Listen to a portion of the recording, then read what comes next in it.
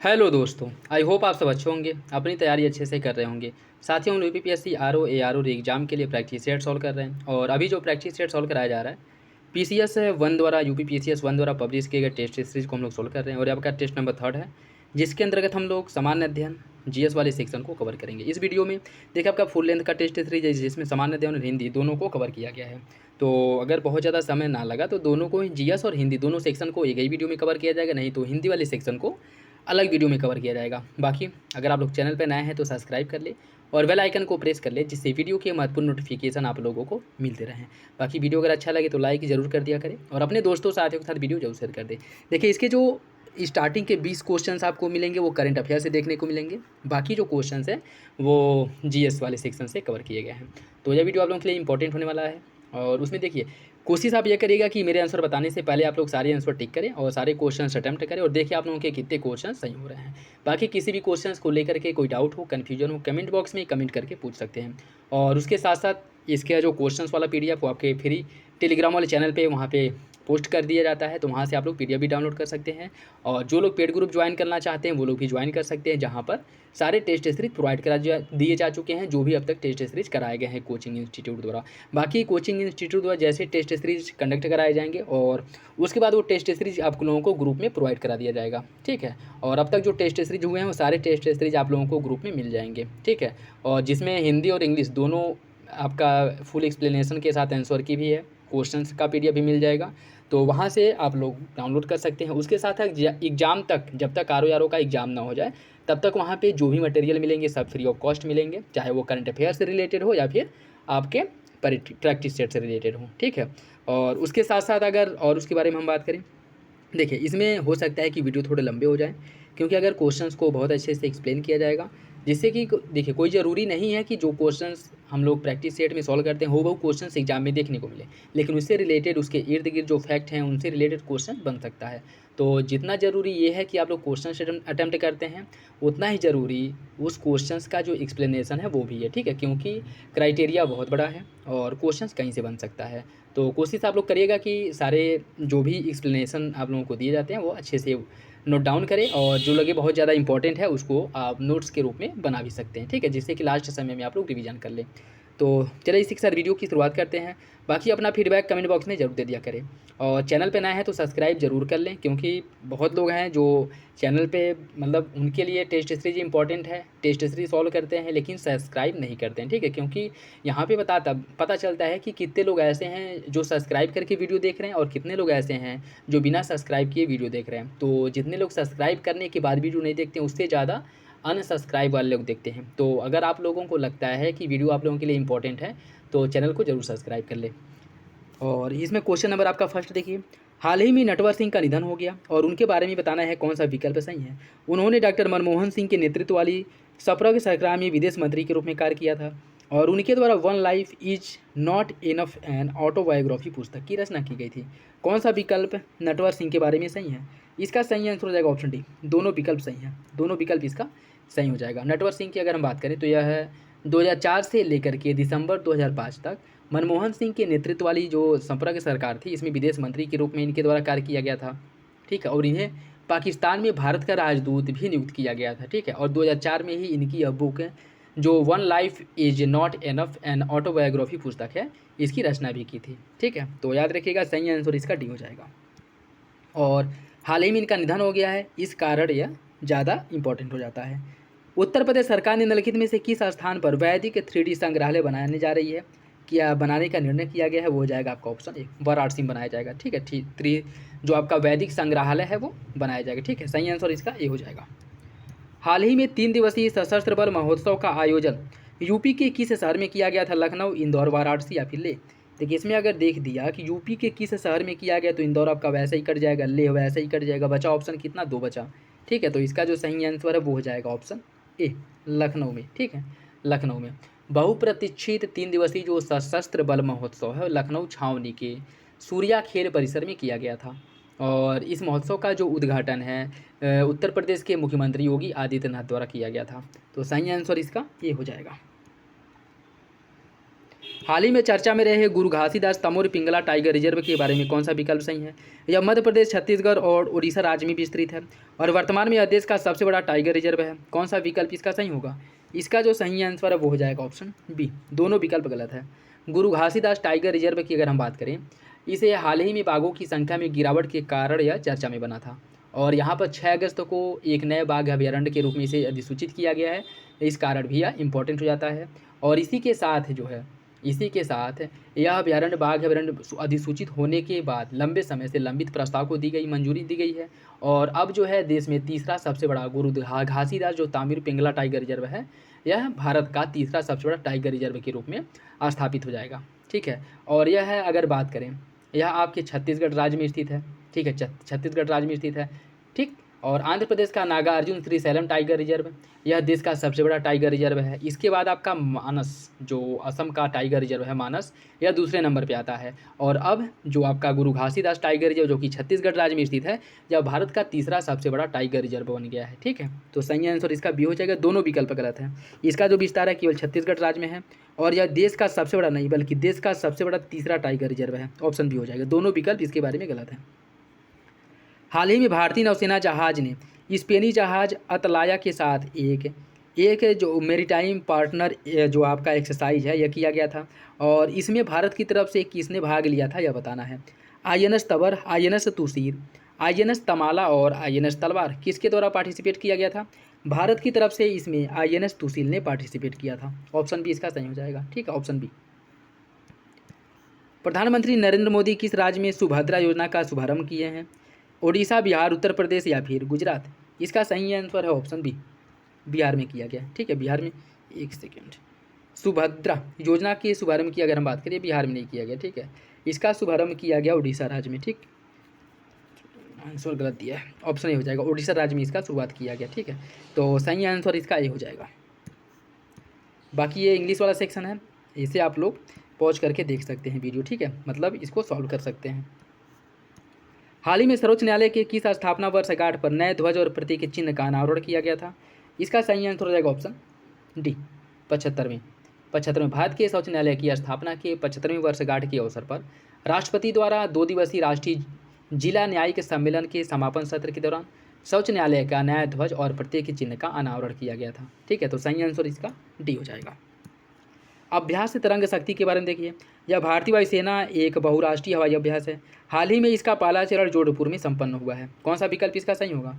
इसका सही आंसर हो जाएगा ऑप्शन बी। पहला तो सही है, दूसरा गलत हो जाएगा। अभ्यास तरंग शक्ति की अगर हम बात करें, भारतीय वायुसेना की मेजबानी में यह पहला बहुराष्ट्रीय हवाई अभ्यास जो तरंग शक्ति है इसका आयोजन किया गया है। ठीक है, और यह दक्षिण भारत के सुलूर में किया गया था। ठीक है, दक्षिण भारत के सुलूर में इसका आयोजन हुआ था, न कि जोधपुर में। ठीक है, और इसमें अगर हम बात करें तो जर्मनी, स्पेनिश और फ्रांसीसी वायुसेनाओं ने भी पार्टिसिपेट किया था। इसके साथ साथ भारतीय वायुसेना पहली बार बहुराष्ट्रीय हवाई अभ्यास तरंग शक्ति की मेजबानी कर रही है, जिसमें 51 देशों को आमंत्रित किया गया था और इसमें 12 देशों की वायुसेनाओं ने भी आने की मतलब उसके द्वारा पार्टिसिपेट किया गया था। ठीक है, 51 देशों को आमंत्रित किया गया था और इसमें 12 देशों की वायुसेनाओं ने भी पार्टिसिपेट किया था। तो सही आंसर जो है वो हो जाएगा आपका ऑप्शन बी हो जाएगा। निम्नलिखित में से किस राज्य विधानसभा में पहली बार शून्यकाल की शुरुआत की गई? उत्तराखंड, असम, ओडिशा या फिर हिमाचल प्रदेश? इसका सही आंसर है ऑप्शन डी, हिमाचल प्रदेश में। पहली बार हिमाचल प्रदेश विधानसभा द्वारा 2024 में दिसंबर 2024 में अपनी विधायी कार्यवाही में शून्यकाल की शुरुआत की गई है और यह संसदीय लोकतंत्र में शून्यकाल की जो प्रथा है वो भारतीय संसदीय जो प्रथा है उसकी देन है। ठीक, मतलब शून्यकाल जो भारत के संसदीय व्यवस्था में शामिल किया गया है वह किसी देश से न लेकर के यह भारत का ही मतलब देन है। ठीक है, तो ये भी याद रखिएगा। सही आंसर इसका डी हो जाएगा। नेक्स्ट देखिए, हाल ही में निम्नलिखित में से इंग्लिश चैनल को अकेले तैरकर पार करने वाली सबसे उम्रदराज भारतीय कौन बने हैं? यह है आपके सिद्धार्थ अग्रवाल। ऑप्शन सी हो जाएगा, सिद्धार्थ अग्रवाल। ठीक है, सिद्धार्थ अग्रवाल। और यह इंग्लिश चैनल को तैरकर पार करने वाले सबसे उम्रदराज भारतीय बन गए हैं। बेंगलुरु के रहने वाले हैं। इनकी जो उम्र है 49 वर्ष है। ठीक है, तो सही आंसर है सी हो जाएगा इसका। हाल ही में निम्नलिखित में से किस राज्य के मुख्यमंत्री ने राज्य में 18 फुटबॉल स्टेडियम बनाने की घोषणा की? उड़ीसा, पश्चिम बंगाल, उत्तर प्रदेश या फिर मध्य प्रदेश? इसका सही आंसर क्या होगा? इसका सही आंसर हो जाएगा ऑप्शन सी, उत्तर प्रदेश में। ठीक है, उत्तर प्रदेश में 18 फुटबॉल स्टेडियम बनाने की घोषणा की गई है। तो सही आंसर इसका सी हो जाएगा। निम्नलिखित युग्मों पर विचार कीजिए। Call of the Gir Parimal Nathwani, Bharat at the rate 100, envisioning tomorrow's, economic power house K V. Subramanian, Bharat के 75 महान क्रांतिकारी वीरेश प्रताप सिंह कौशिक। कौन सा इसमें से सही सुमेलित है, ये आपको बताना है। इसका सही आंसर हो जाएगा ऑप्शन बी, 2 इसमें से सुमेलित है। ठीक है, देखिए भारतीय के जो राज्यसभा के सांसद परिमल नाथवानी हैं, इनके द्वारा 31 जुलाई को प्रधानमंत्री आवास पर आयोजित एक छोटे पारिवारिक समारोह में प्रधानमंत्री को अपनी इस पुस्तक कॉल ऑफ द गिर की पहली प्रति जो है भेंट की गई थी। और केंद्रीय वाणिज्य और उद्योग मंत्री पीयूष गोयल ने एक महत्वपूर्ण प्रकाशन का अनावरण किया, जिसमें 2047 तक भारत की आर्थिक प्रगति का खाका पेश किया गया है। और उन्होंने एसोचैम द्वारा पूर्व मुख्य आर्थिक सलाहकार जो के.वी. सुब्रमण्यम थे, इनके द्वारा लिखित पुस्तक Bharat at the rate 100 envisioning tomorrow's economic power house, इसका विमोचन किया। और राज्यसभा के उपसभापति रहे हरिवंश नारायण सिंह द्वारा राज्यसभा सांसद भीम सिंह की नवीनतम पुस्तक जो भारत के 75 महान क्रांतिकारी हैं, इसका विमोचन किया गया था। तो 2 विकल्प आपके सही हैं, 1 गलत है। इसका सही आंसर बी हो जाएगा। नेक्स्ट देखिए, ये आपके इंग्लिश वाले सेक्शन है, तो इसमें आप लोग वीडियो को पॉज करके क्वेश्चंस को सॉल्व कर लीजिएगा। ठीक है, नेक्स्ट देखिए, हाल ही में राष्ट्रपति द्रौपदी मुर्मू ने विश्व शांति बुद्ध विहार का उद्घाटन कहाँ किया था। विश्व शांति बुद्ध विहार का जो उद्घाटन है यह किया गया था महाराष्ट्र में, ऑप्शन बी हो जाएगा। महाराष्ट्र में इसका उद्घाटन किया गया था, तो सही आंसर बी हो जाएगा। उत्तर प्रदेश महिला आयोग का अध्यक्ष किसे नियुक्त किया गया है, यह बनाया गया है बबीता चौहान को, और इनका कार्यकाल 1 वर्ष का होगा, 1 वर्ष का इनका कार्यकाल होगा, option C. International conference of agriculture economic ICAE 2024 के बारे में देखिए। हाल ही में इसका आयोजन नई दिल्ली में राष्ट्रीय कृषि विज्ञान केंद्र में किया गया था। यह कॉन्फ्रेंस विश्व भर में खेती और उससे जुड़ी समस्याओं और उसके समाधान खोजने के लिए हर वर्ष इसका आयोजन किया जाता है। कौन सा विकल्प इसका सही होगा, इसका सही आंसर हो जाएगा ऑप्शन सी। पहला सही है, दूसरा गलत हो जाएगा। ठीक है, दूसरा गलत है। और इसकी अगर हम बात करें international conference of agriculture economics, 3 अगस्त को प्रधानमंत्री मोदी द्वारा international conference of agriculture economics के 32वें एडिशन का उद्घाटन नई दिल्ली में किया गया था। इसका विषय था transformation towards sustainable agri food system, और इसका उद्देश्य था क्लाइमेट चेंज, नेचुरल रिसोर्स का डिग्रेडेशन, प्रोडक्शन और कॉस्ट में बढ़ोतरी, और उसके साथ साथ ग्लोबल जो कॉन्फ्लिक्ट्स है जैसी जो समस्याएं हैं इसको क्या करना, इसको समाप्त करना। ठीक है, और ये जो कॉन्फ्रेंस है दुनिया भर में खेती और उससे जुड़ी समस्या और उसके समाधान खोजने के लिए हर 3 साल के बाद इसका आयोजन किया जाता है। ठीक है, और भारत में इसका जो आयोजन है 65 साल बाद 2 से 7 अगस्त के बीच किया गया। ठीक है, तो ये भी याद रखिएगा, इंपॉर्टेंट है। भारत में इसका जो आयोजन हुआ है 65 साल बाद हुआ है, 65 साल बाद भारत में इसका आयोजन हुआ है, और प्रत्येक 3 वर्ष के अंतराल पर इसका आयोजन किया जाता है। ठीक है, और इसमें क्या कह रहा है कि यह जो है हर वर्ष आयोजित किया जाता है, इसलिए गलत हो जाएगा। पहला सही है, दूसरा गलत है। नेक्स्ट देखिए, हाल ही में किस राज्य की विधानसभा में दल बदलुओं के लिए पेंशन समाप्त करने वाला विधेयक पारित किया गया है। यह विधेयक पारित किया है हिमाचल प्रदेश में। ठीक है, अगर नीतीश कुमार हिमाचल प्रदेश से होते तो उनको पेंशन नहीं मिलता। ठीक है, क्योंकि उनके द्वारा जो दल बदलू किया जाता है वो सबसे ज़्यादा किया जाता है। सही आंसर इसका क्या हो जाएगा, डी हो जाएगा। ठीक, नेक्स्ट देखिए, INS अरिहंत के बारे में देखिए। यह भारत का तीसरा स्वदेशी एवं विमानवाहक पोत है। इसे विशाखापत्तनम में भारतीय नौसेना के शिप बिल्डिंग सेंटर SBC में बनाया गया है। कौन सा विकल्प इसका सही होगा, इसका सही आंसर है ऑप्शन सी। दूसरा सही है, पहला गलत है। भारत का यह दूसरा न्यूक्लियर सबमरीन अरिहंत बनकर के तैयार हो गया है, जिसे 2017 में लॉन्च किया गया था, और यह INS अरिहंत का अपग्रेडेड वर्जन है। ठीक है, इसके वजन की बात करें तो 6000 टन है, और अटैक रेंज इसका 750 किलोमीटर है। ठीक है, तो ये भी याद रखिएगा, इंपॉर्टेंट है। सही आंसर इसका सी हो जाएगा। हाल ही में किस IIT ने विमान शिक्षा को बढ़ावा देने के लिए एयरबस के साथ साझेदारी की है। यह साझेदारी किसके द्वारा किया गया है, यह किया गया है IIT गुवाहाटी द्वारा। ठीक है, एयरबस के साथ IIT गुवाहाटी ने किया है, क्या किया है, समझौता किया है। सही आंसर इसका बी हो जाएगा। नेक्स्ट देखिए, आदर्श सौर ग्राम योजना के बारे में। यह PM सूर्य घर मुफ्त बिजली योजना का एक घटक है। इस योजना के अंतर्गत देश भर में प्रत्येक जिले में एक आदर्श सौर ग्राम बनाने पर बल दिया गया है। इस योजना के तहत हर राज्य के एक गांव को 1 करोड़ रुपए का केंद्रीय वित्तीय सहायता दिया जाएगा। कौन सा विकल्प इसके सही है, इसका सही आंसर हो जाएगा ऑप्शन बी। ऑप्शन बी सही है। सरकार द्वारा PM सूर्य घर मुफ्त बिजली योजना के अंतर्गत आदर्श सौर ग्राम के कार्यान्वयन के लिए दिशा निर्देश जारी किया गया था, और इसके अंदर जो प्रावधान किए गए हैं, जैसे कि नवीन और नवीकरण ऊर्जा मंत्रालय द्वारा इनका मानना है कि इसके अंतर्गत योजना के देश भर में प्रत्येक जिले में कम से कम एक आदर्श सौर ग्राम बनाया जाएगा। उसके साथ साथ मंत्रालय द्वारा इसके लिए कुल 8,000 करोड़ रुपये आवंटित किए गए हैं और इस योजना के अंतर्गत एक गांव की आबादी 5,000 और विशेष राज्यों के लिए 2,000 से अधिक होनी चाहिए, यह इसका क्राइटेरिया है। ठीक है, और मंत्रालय द्वारा ये भी कहा गया कि प्रत्येक जिले के सबसे अधिक नवीकरणीय ऊर्जा क्षमता वाले विजेता गाँव को 1 करोड़ रुपये केंद्रीय वित्तीय सहायता के रूप में दिया जाएगा। ठीक है, और इसमें क्या कह रहा है, इसके तरफ हर एक राज्य के एक गांव को 1 करोड़ रुपये केंद्रीय वित्तीय सहायता के रूप में नहीं, जो प्रदर्शन करेंगे अच्छा उनको जो है दिया जाएगा पुरस्कृत के रूप में। ठीक है, तो सही आंसर इसका बी हो जाएगा। हाल ही में पेरिस पैरालंपिक खेलों के समापन समारोह में भारत के ध्वजवाहक कौन थे? इसमें जो है प्रीति पाल और अरविंद सिंह ने भारत का पेरिस पैरालंपिक की बात कर रहा है। ठीक है, और यह जो है समापन समारोह के ध्वजवाहक थे। सही आंसर इसका डी हो जाएगा। सही आंसर इसका डी हो जाएगा। और प्रीतिपाल और हरविंदर सिंह की बात करें तो इनके द्वारा ध्वजवाहक के रूप में समापन समारोह में इसका ध्वजवाहक किया गया था। और पेरिस पैरालंपिक खेल के समापन समारोह के दौरान स्वर्ण पदक विजेता तीरंदाज हरविंदर सिंह, ध्वजवाहक प्रीतिपाल देश के ध्वजवाहक होंगे। पैरालंपिक 2024 में स्वर्ण पदक जीतने वाले पहले भारतीय तीरंदाज बनकर हरविंदर सिंह ने इतिहास रचा था। और इसके साथ साथ प्रीतिपाल ने पैरालंपिक में 2 पदक जीतने वाली पहली भारतीय महिला बनकर के इतिहास रची थी। तो इसलिए इंपॉर्टेंट हो जाता है, याद रखिएगा। सही आंसर इसका डी हो जाएगा। हाल ही में अगस्त 2024 में किस संस्थान ने फौजियों के लिए इनोवेटिव टेक्नोलॉजी से खास जूते तैयार किए हैं, जिन्हें पहनकर चलने से न केवल बिजली बन सकती है बल्कि रियल टाइम में सैन्य कर्मियों की लोकेशन का भी पता लगाया जाएगा? किसके द्वारा इसका विकास किया गया है? IIT मद्रास, IIT गुवाहाटी या फिर IIT कानपुर, IIT इंदौर? इसका सही आंसर क्या है? इसका सही आंसर हो जाएगा ऑप्शन डी। इसका जो विकास किया गया IIT इंदौर द्वारा, ऑप्शन डी हो जाएगा। ठीक है, ऑप्शन डी। हाल ही में अरुण गोयल को किस देश में भारत के अगले राजदूत के रूप में नियुक्त किया गया है? इन्हें क्रोएशिया का अगला राजदूत बनाया गया है, ऑप्शन सी हो जाएगा। डॉक्टर विक्रम साराभाई के बारे में देखिए, यह भारत के अंतरिक्ष कार्यक्रम के जनक और डॉक्टर APJ अब्दुल कलाम के गुरु थे और इन्हें 1972 में मरणोपरांत भारत रत्न से सम्मानित किया गया था। कौन सा विकल्प इसका सही होगा? देखिए, इसका जो सही आंसर है वो हो जाएगा ऑप्शन ए। पहला तो सही है, दूसरा गलत है। पहला सही है, दूसरा गलत हो जाएगा। ठीक है, देखिए इसकी अगर हम बात करें, इन्हें 1972 में मरणोपरांत पद्म विभूषण दिया गया था, न कि भारत रत्न दिया गया था। 1966 में इसे इन्हें पद्म भूषण दिया गया था और 1972 में पद्म विभूषण दिया गया था। इनको भारत रत्न प्राप्त नहीं है। तो सही आंसर इसका डी हो जाएगा। नेक्स्ट देखिए, निम्नलिखित में से किस युग्म का सुमेल सही नहीं है? आलमगीरपुर है उत्तर प्रदेश में, लोथल है गुजरात में, कालीबंगा हरियाणा और रोपड़ पंजाब। कौन सा विकल्प गलत है? इसका सही आंसर हो जाएगा ऑप्शन सी। कालीबंगा हरियाणा में नहीं है। कालीबंगा कहाँ पे है? कालीबंगा है राजस्थान में। ठीक है, कालीबंगा राजस्थान में है। ठीक है, तो इसका जो सही आंसर वो सी हो जाएगा।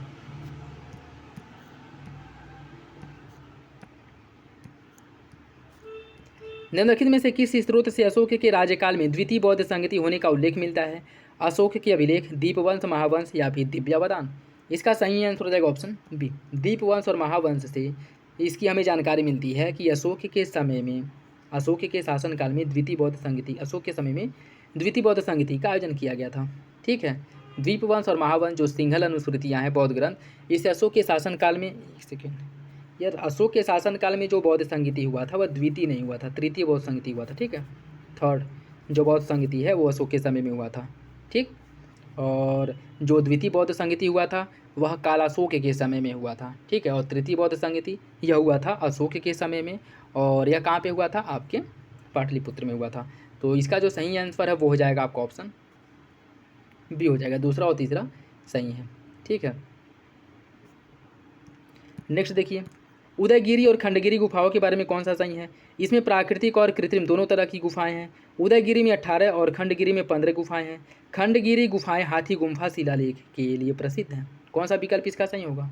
इसका सही आंसर है ऑप्शन सी। पहला दूसरा सही है, तीसरा गलत है।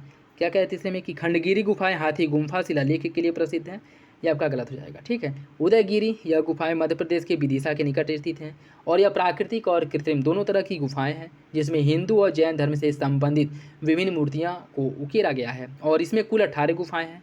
खंडगिरी की जो गुफाएं हैं यह उड़ीसा के भुवनेश्वर के निकट स्थित हैं और इसमें जो है टोटल 15 गुफाएँ हैं। ठीक है, तो उदयगिरी जो गुफा है ये आपके कहाँ पे है? ये आपके मध्य प्रदेश में है, जबकि खंडगिरी है उड़ीसा में। ठीक, तो पहला दूसरा सही हो जाएगा, तीसरा गलत है।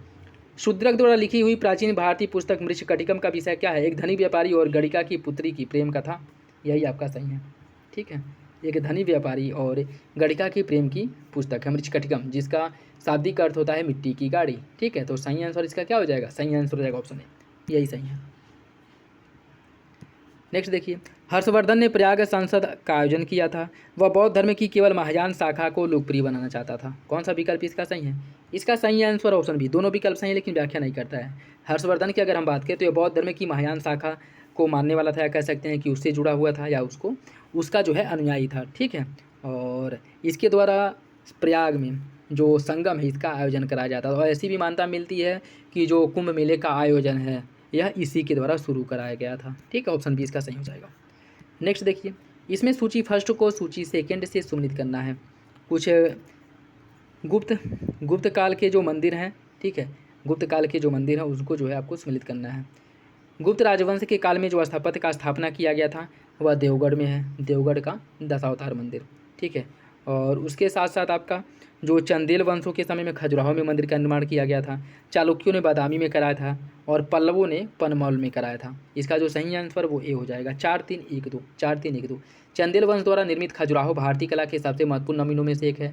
चालुक्य वंश की राजधानी बादामी थी, जिसका प्राचीन नाम वातापी भी मिलता है, और पल्लव काल में पनमलय यह एक ऐतिहासिक स्थल था।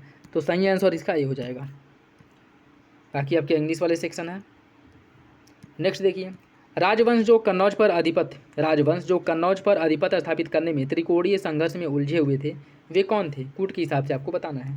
देखिए, इसकी अगर हम बात करें, इसमें था पाल, गुर्जर प्रतिहार और राष्ट्रकूट। ठीक है, पाल, गुर्जर प्रतिहार और राष्ट्रकूट राजवंश या कन्नौज पर आधिपत्य स्थापित करने के लिए इन्हीं के बीच में त्रिकोणीय संघर्ष हुआ था। ठीक है, तो सही आंसर इसका क्या हो जाएगा? 2, 3, 4 ऑप्शन थी। मोहम्मद बिन तुगलक ने एक नया स्वर्ण सिक्का जारी किया जो इब्न बतूता द्वारा दिनार कहलाया। मोहम्मद बिन तुगलक पश्चिम एशियाई तथा उत्तरी अफ्रीकी देशों के साथ व्यापार में अभिवृद्धि के लिए स्वर्ण सिक्कों की टोकन मुद्रा जारी करना चाहता था। कौन सा विकल्प इसका सही होगा? देखिए, इसका जो सही आंसर हो जाएगा ऑप्शन सी। पहला तो सही है, दूसरा गलत है। दूसरा गलत क्यों है? देखिए, इसमें क्या कह रहा है कि मोहम्मद बिन तुगलक इसके द्वारा एक नया सोने का सिक्का जारी किया गया था, जिसमें सोने की मात्रा 175 ग्रेन से बढ़ा करके 200 ग्रेन कर दी गई थी, और इस सोने के सिक्का को इब्न बतूता द्वारा दिनार कहा गया था। और मोहम्मद बिन तुगलक ने दिल्ली सल्तनत का पहला यह सुल्तान था जिसके द्वारा 1330 में सांकेतिक मुद्रा का प्रचलन किया गया था, और इसने इन मुद्रा का जो मूल्य है चांदी के टंके के बराबर रखा था, न कि सोने के सिक्के के समान। ठीक है, इसमें क्या कह रहा है कि सोने के सिक्के के टोकन मुद्रा जारी किया था, जो कि गलत है। ठीक है, तो पहला आपका सही हो जाएगा, दूसरा गलत है। अलाउद्दीन खिलजी ने दिल्ली में मूल्य नियंत्रण लागू किया। वह दिल्ली में अपने राजभवन के निर्माण में लगे हुए कारीगरों को कम वेतन देना चाहता था। कौन सा विकल्प इसका सही होगा? देखिए, इसका जो सही आंसर है वो हो जाएगा ऑप्शन सी। पहला सही है, दूसरा गलत है। अलाउद्दीन खिलजी द्वारा मूल्य नियंत्रण किया गया था, लेकिन इसका वजह ये नहीं था कि अपने वहाँ पे राज्य के निर्माण करने के लिए, भवन के निर्माण करने में जो वो क्या कहते हैं, जो लेबर या फिर से जो लोग लगे थे उनके वेतन देने के लिए ऐसा किया गया था। जो सैनिक लोग थे, सैनिकों को कम वेतन में उनको सभी सुविधाएं मुहैया कराने के लिए मूल्य पद्धति या मूल्य व्यवस्था जो है, मूल्य नियंत्रण व्यवस्था को लागू किया गया था अलाउद्दीन खिलजी द्वारा। ठीक है, तो सही आंसर सी हो जाएगा। पहला सही है, दूसरा गलत है।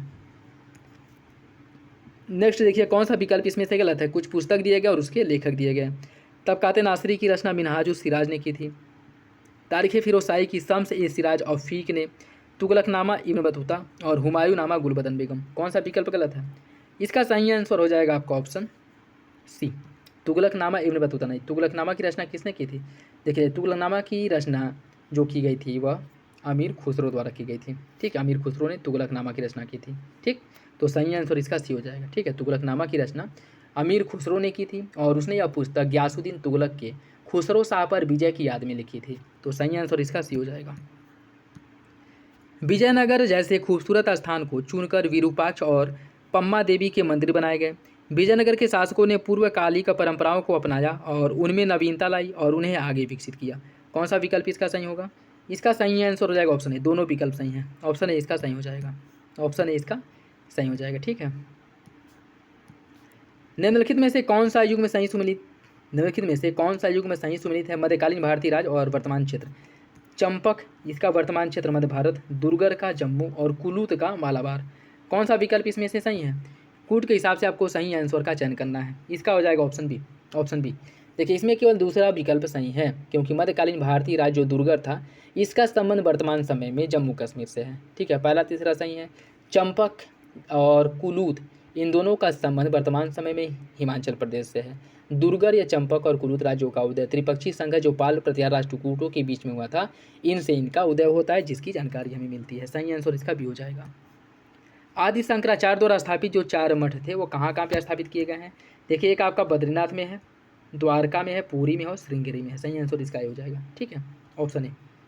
नेक्स्ट देखिए, इसमें सूची फर्स्ट को सूची सेकंड से इसमें कुछ भक्ति संत दिए गए और उनका व्यवसाय दिया गया है। नामदेव क्या थे? नामदेव क्या करते थे? नामदेव का जो व्यवसाय था यह दर्जी थे।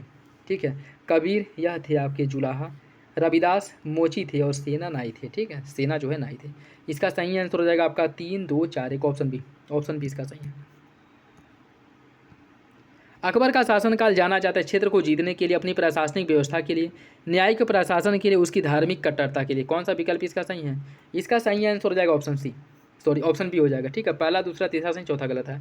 अकबर धार्मिक कट्टरता नहीं बल्कि इसके अंतर्गत धार्मिक सहिष्णुता की भावना थी। ठीक है, तो मतलब सभी धर्मों के बीच समभाव की बात करता था। ठीक है, और सही आंसर ये हो जाएगा। फतेहपुर का जो इबादत खाना है यह क्या था? राज परिवार के प्रयोग के लिए मस्जिद, अकबर का निजी प्रार्थना कक्ष, वह भवन जिसमें विभिन्न धर्मों के विद्वानों के साथ अकबर चर्चा करता था, या फिर वह कमरा जिसमें विभिन्न धर्म वाले कुलीन जन धार्मिक बातों की विचारार्थ जमा होते थे। इसका सही आंसर हो जाएगा ऑप्शन सी। ये फतेहपुर में जो इबादत खाना है इसमें अकबर, फतेहपुर के इबादत खाने में अकबर विभिन्न धर्मों के जो विद्वान होते थे उनसे चर्चा करता था। ठीक है, तो सही आंसर इसका सही हो जाएगा। बाकी अगर ये पूछ ले कि इबादत खाने का निर्माण कब कराया गया था, 1575 ईस्वी में अकबर ने इबादत खाने का निर्माण कराया था, ये भी याद रखिएगा। सही आंसर इसका सी हो जाएगा। रॉलेट एक्ट के बारे में देखिए, युद्ध प्रयासों को अनिवार्य आर्थिक समर्थन देना, बिना मुकदमा चलाए बंदी बनाना और मुकदमे की सुनवाई संक्षिप्त प्रक्रिया द्वारा करना, खिलाफत आंदोलन का दमन या फिर प्रेस स्वतंत्रता पर प्रतिबंध। रॉलेट एक्ट का मुख्य उद्देश्य क्या था? इसका मुख्य उद्देश्य था बिना मुकदमा चलाए बंदी बनाना और मुकदमे की सुनवाई संक्षिप्त प्रक्रिया द्वारा करना। सही आंसर भी हो जाएगा। इसका सही आंसर भी हो जाएगा। ठीक है, बाकी आपका इंग्लिश वाला है। नेक्स्ट देखिए, निम्न में से कौन सा एक सही सुनी थे? लॉर्ड कॉर्नवालिस, इसके द्वारा स्थायी बंदोबस्त की शुरुआत की गई। वेलेजली ने चतुराईपूर्ण निष्क्रियता का पालन किया। डलहौजी ने सहायक संधि की और कैनिंग द्वारा भारतीय राष्ट्रीय कांग्रेस की स्थापना कैनिंग के समय में हुई थी। कौन सा विकल्प इसमें से सही है बताना है। इसका सही आंसर ये हो जाएगा, कॉर्नवालिस द्वारा स्थायी बंदोबस्त की शुरुआत की गई थी। चतुराईपूर्ण निष्क्रियता का जो सिद्धांत है यह लागू किया था किसने? यह जॉन लॉरेंस ने लागू किया था, जॉन लॉरेंस ने। ठीक, और डलहौजी की सहायक संधि की अगर हम बात करें, सहायक संधि वेलेजली के समय में किया गया था। ठीक है, वेलेजली ने सहायक संधि की थी। अगर डलहौजी की बात करें तो यह राज्य हड़प नीति जो है इसके द्वारा किया गया था। ठीक है, और भारतीय राष्ट्रीय कांग्रेस की जो स्थापना की गई थी वह एओ ह्यूम द्वारा की गई थी, और यह जो हुआ था आपके कैनिंग नहीं बल्कि लिंटन के समय में हुआ था। ठीक है, लिंटन के समय। सही आंसर इसका ये हो जाएगा। 1919 के भारत सरकार अधिनियम के बारे में देखिए, केंद्र में द्विसदनी विधानमंडल स्थापित किया गया, प्रांतीय कार्यकारिणी में द्वि शासन प्रारंभ किया गया और बाद में संघीय प्रशासन या शासन प्रणाली की प्रारंभ की गई। कौन सा विकल्प इसका सही होगा? इसका जो सही आंसर है वो हो जाएगा आपका ऑप्शन डी। क्या पूछे इसमें कौन सा विकल्प सही है? 1919 के अधिनियम द्वारा, जो 1919 का अधिनियम था उसमें केंद्र में द्विसदनी विधानमंडल, आपका गलत है। 1919 के अधिनियम द्वारा प्रांतों में द्विसदनी विधायिका की शुरुआत की गई थी। ठीक है, प्रांतों में द्विसदनी विधायिका की शुरुआत की गई थी और उसके साथ साथ भारत में संघीय शासन प्रणाली की भी शुरुआत हुई थी। ठीक है, और जो केंद्र में द्विसदनी विधायिका की जो शुरुआत हुई थी वह 1935 द्वारा हुई थी। ठीक है, 1935 द्वारा। तो इसका जो सही आंसर है वो हो जाएगा आपका 2, 3 ऑप्शन बी। ऑप्शन बी इसका सही है। ठीक है, भारत में 19वीं शताब्दी के जनजाति विद्रोह के लिए निम्नलिखित में से कौन से तत्व साझा कारण मुहैया कराएं? भू राजस्व की नई प्रणाली का लागू होना और जनजातीय उत्पादों पर कर का लगाया जाना। जनजातीय क्षेत्रों में विदेशी धर्म प्रचारकों का प्रभाव। कौन सा विकल्प इसका सही होगा? कूट के हिसाब से आपको सही आंसर का चयन करना है। एक सेकेंड, इसमें क्या बताना है, कौन सा विकल्प साझा मुहैया कराता है, मतलब कौन सा विकल्प सही है। ठीक है, जनजातीय क्षेत्रों में बिचौलियों के रूप में बड़ी संख्या में महाजनों, व्यापारियों और लगान के ठेकेदारों को बढ़ना। जनजातीय समुदाय की प्राचीन भूमि संबंधी व्यवस्था का संपूर्ण विदारण। इसका सही आंसर क्या है? देखिए, इसका जो सही आंसर वो हो जाएगा ऑप्शन डी। ऑप्शन डी, जनजातीय उत्पाद शब्द के प्रयोग के कारण पहला विकल्प सही नहीं माना जा सकता। विदेशी धर्म प्रचारकों का प्रभाव देखा गया परंतु सभी क्षेत्रों पर नहीं था, तो दूसरा भी आपका गलत हो जाएगा। और तीसरा गलत क्यों है? क्योंकि समस्त जनजातीय क्षेत्रों में बिचौलियों में बढ़ोतरी नहीं हुई थी। ठीक है, और बाकी चौथे की बात करें तो विदेशी हस्तक्षेप ने देश ढांचे का विघटन कर दिया और सदियों से चली आ रही जो परंपरा था उसको उसमें जो है बेवजह जो है हस्तक्षेप किया गया। उसके साथ साथ जनजातीय क्षेत्रों में उनकी जो प्रथाएं प्रचलित थी उनमें बहुत ज़्यादा हस्तक्षेप किया गया। ठीक है, तो चौथा आपका सही हो जाएगा, बाकी विकल्प गलत है। शिरोमणि गुरुद्वारा प्रबंध समिति के बारे में देखिए। यह 19वीं सदी के अंत में सिंह सभाओं के राजनीतिक पक्ष के रूप में प्रारंभ हुआ। यह 1920 में आगामी अकाली आंदोलन के भाग के रूप में बनाई गई थी। सरकार द्वारा जोड़ तोड़ करके बनाई गई वफादार समितियों से सिख पूजा स्थलों का नियंत्रण वापस लेने के लिए इसे स्थापित किया गया। इसने समूहों जत्थों के साथ समन्वय करने के लिए अकाली दल बनाया ताकि पूजा स्थलों का नियंत्रण वापस लिया जा सके। कूट के हिसाब से आपको बताना है कि कौन सा विकल्प इसका सही है। इसका सही आंसर ए हो जाएगा। 1, 3, 4 सही है, 2 गलत है। दूसरे में क्या कह रहा है कि यह 1920 में आगामी अकाली आंदोलन के भाग के रूप में बनाई गई थी, जो कि गलत है। ठीक है, गलत है। शिरोमणि गुरुद्वारा प्रबंध समिति 15 नवंबर 1920 को गुरुद्वारा प्रबंध के लिए किया गया। इस समिति का सिंह सभाओं के राजनीतिक पक्ष से संबंध नहीं था। ठीक है, तो सही आंसर क्या हो जाएगा? सही आंसर हो जाएगा 1, 3, 4। 1, 3, 4 ऑप्शन है। नेक्स्ट देखिए, लॉर्ड माउंटबेटन वायसराय के रूप में भारत आए थे। भारतीय महाद्वीप को विभाजित करने की विशेष हिदायत के साथ, यथासंभव भारत को संयुक्त रखने के विशेष हिदायत के साथ, जिन्ना की पाकिस्तान की मांग को स्वीकार करने की विशेष हिदायत के साथ, या फिर कांग्रेस को विभाजन स्वीकार करने हेतु राजी करने की विशेष हिदायत के साथ, कौन सा विकल्प इसका सही होगा? इसका जो सही आंसर है वो हो जाएगा ऑप्शन बी, यथासंभव भारत को संयुक्त रखने की विशेष हिदायत के साथ। ऑप्शन बी हो जाएगा। ठीक है, सही आंसर इसका भी हो जाएगा। 1935 ईस्वी के भारत अधिनियम द्वारा प्रस्तावित फेडरल यूनियन में राजसी प्रांतों को शामिल करने के पीछे अंग्रेजों की असली मंशा क्या थी? राजसी प्रांतों पर और अधिक प्रत्यक्ष राजनैतिक और प्रशासनिक नियंत्रण रखना, उपनिवेश के प्रशासन में राजाओं को सक्रिय रूप से शामिल करना, अंग्रेजों द्वारा समस्त राजसी प्रांतों के संपूर्ण राजनैतिक और प्रशासनिक अधिग्रहण को अंततः प्रभावी बनाना, या फिर राष्ट्रवादी नेताओं के साम्राज्यवाद विरोधी सिद्धांतों को व्यर्थ करने के लिए राजाओं का इस्तेमाल करना। कौन सा विकल्प इसका सही होगा? इसका जो सही आंसर है वो हो जाएगा ऑप्शन बी, राष्ट्रवादी नेताओं के साम्राज्यवादी विरोधी सिद्धांतों को व्यर्थ करने के लिए राजाओं का इस्तेमाल करना। सही आंसर इसका क्या हो जाएगा? डी। भारत के स्वतंत्रता संग्राम के दौरान घटी जो निम्नलिखित घटनाएं हैं इन पर विचार करिए और इनको आपको क्रम से लगाना है। चौरी चौरा कांड कब हुआ था? चौरी चौरा कांड की अगर हम बात करें तो यह हुआ था आपका 1922 में। ठीक है, फरवरी 1922 में हुआ था। ठीक है, और मिंटो मार्ले सुधार जो आया था यह 1909 में आया था। दांडी यात्रा कब की गई थी? 1930 में। और मांटेग्यू चेम्सफोर्ड सुधार आया था 1919 में। तो इसका जो सही आंसर वो हो जाएगा आपका ऑप्शन बी, ऑप्शन बी। ठीक है, 1942 ईस्वी के क्रिप्स मिशन के बारे में देखिए। भारत को किसी भी कोटि की स्वायत्तता देने की शर्त थी कि सभी भारतीय राज्यों को भारत संघ में शामिल होना होगा।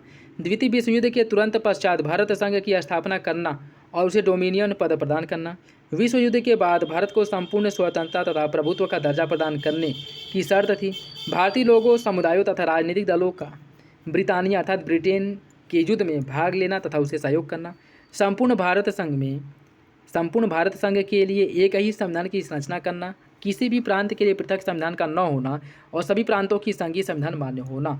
इसमें से आपको बताना है कि 1942 में जो क्रिप्स मिशन आया था इसकी महत्वपूर्ण विशेषता क्या थी। एक सेकेंड, इससे आपको बताना है कौन सा विकल्प 1942 के क्रिप्स मिशन का सही होगा। ठीक है, उसमें किसका प्रावधान किया गया था। इसका जो सही आंसर हो जाएगा आपका ऑप्शन बी, द्वितीय विश्व युद्ध के तुरंत बाद भारत संघ की स्थापना कर उसे डोमिनेट देने के लिए क्रिप्स मिशन आया था भारत। ठीक है, तो सही आंसर इसका बी हो जाएगा। ठीक, क्रिप्स मिशन में ये कहा गया था कि द्वितीय विश्व युद्ध की समाप्ति के बाद भारत को डोमिनियन स्टेट दिया जाएगा जितना जल्दी हो सके। ठीक है, निम्नलिखित कथनों पर विचार कीजिए। असहयोग आंदोलन के दौरान कांग्रेस को व्यापारी वर्ग का समर्थन प्राप्त नहीं हुआ, इस कारण कांग्रेस कमेटी का कोष लगभग खाली हो गया। असहयोग आंदोलन की असफलता को देखते हुए ब्रिटिश सरकार ने भारतीय प्रतिनिधियों वाले एक वित्तीय आयोग का गठन किया। कौन सा विकल्प इसका सही होगा? इसका जो सही आंसर है वो हो जाएगा, कूट के हिसाब से बताना है, सही आंसर डी हो जाएगा। दोनों विकल्प गलत हैं। ठीक है, असहयोग आंदोलन को व्यापारी वर्ग का समर्थन प्राप्त हुआ था जिससे कांग्रेस की स्थिति में सुधार हुआ था, तो पहला आपका गलत हो जाएगा। 1920 में कांग्रेस कमेटी के पास केवल 43,000 रुपये थे और 1921 से 23 की अवधि में 130 लाख रुपए हो गए थे। व्यापारी वर्ग का यह समर्थन देख ब्रिटिश सरकार घबरा गई थी, मतलब परेशान हो गई थी, और 1901 में भारतीय प्रतिनिधियों वाले एक वित्तीय आयोग का गठन किया जिसका कार्य था भारतीय उद्योग में शुल्क पद्धति को सुरक्षित रखने के प्रश्न पर विचार विमर्श करना और उन्हें सलाह देना। तो सही आंसर इसका डी हो जाएगा। कश्मीर घाटी की उत्तरी सीमा लद्दाख श्रेणी तथा दक्षिणी सीमा पीर पंजाल श्रेणी द्वारा निर्मित है। कश्मीर घाटी की भांति काठमांडू व पोखरा घाटियों का निर्माण महान व मध्य हिमालय के मध्य करेवा निक्षेप से हुआ है।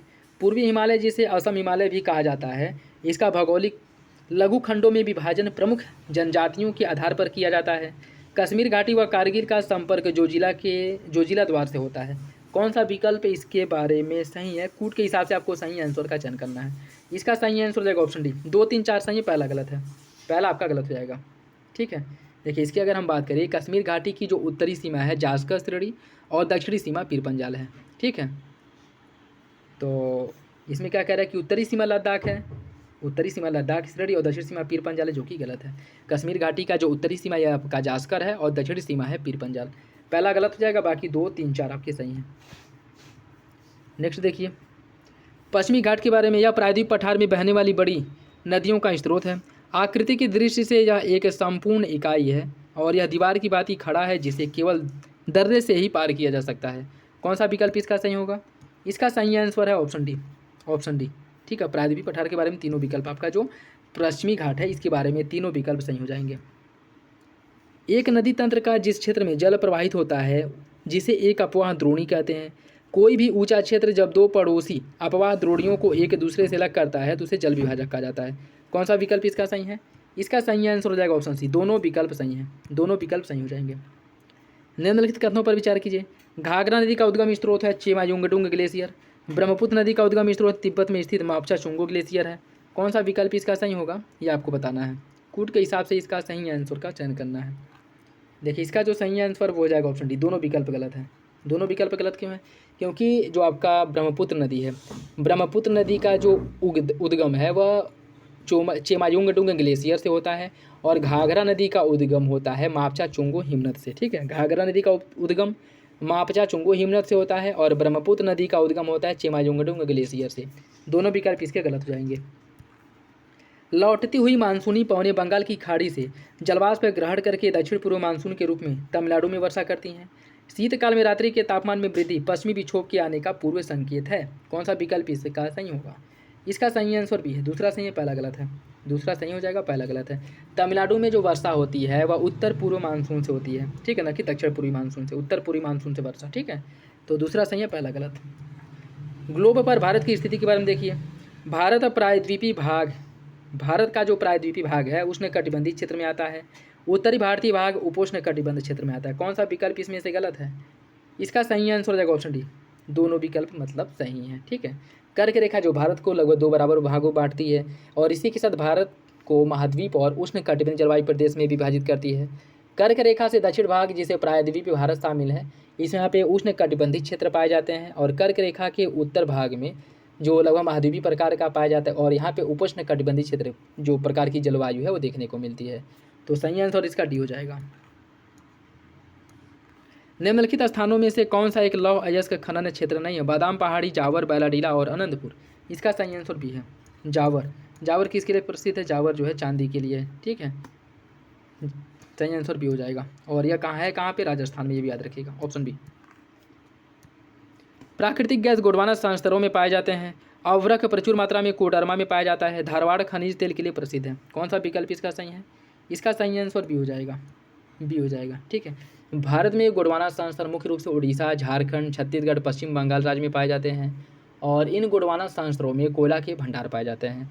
प्राकृतिक गैस का इन संस्तर में पूर्णतः अभाव देखने को मिलता है। अवरक का जो उत्पादन है मुख्य रूप से आंध्र प्रदेश, राजस्थान, झारखंड और बिहार राज्य में होता है और झारखंड में अवरक उत्पादन कोडरमा, सिंहभूमि, धनबाद, हजारीबाग, गिरिडीह और रांची वाले क्षेत्रों से किया जाता है। धारवाड़ क्रम की जो चट्टानें हैं धात्विक खनिजों के लिए प्रमुख हैं, या कह सकते हैं कि धारवाड़ चट्टानों में धात्विक खनिजों के भंडार पाए जाते हैं। ठीक है, तो सही आंसर इसका बी हो जाएगा। भारत में यूरेनियम खनन के बारे में देखिए। यूरेनियम धारवाड़ शैलों में पाया जाता है। नागालैंड और मणिपुर में इसके आंशिक भंडार पाए गए हैं। सही आंसर इसका ये हो जाएगा। पहला सही है, दूसरा गलत है। ठीक है, पहला सही है, दूसरा आपका गलत हो जाएगा। भारत में जो धारवाड़ चट्टानें हैं इसमें यूरेनियम भंडार पाए जाते हैं जो सिंहभूम, कापर बेल्ट, झारखंड के साथ साथ राजस्थान के उदयपुर, अलवर, झुंझुनू जिले में, उसके साथ साथ छत्तीसगढ़ के दुर्ग जिले में, महाराष्ट्र के भंडारा वाले क्षेत्र में, हिमाचल प्रदेश के कुल्लू वाले क्षेत्र में मुख्य रूप से पाए जाते हैं। और 2019 में यूरेनियम भंडार की कुछ मात्रा से सांचलम और श्रीशैलम में भी इसकी खोज की गई थी, जिस कारण यह चर्चा में था। ठीक है, तो सही आंसर ये हो जाएगा।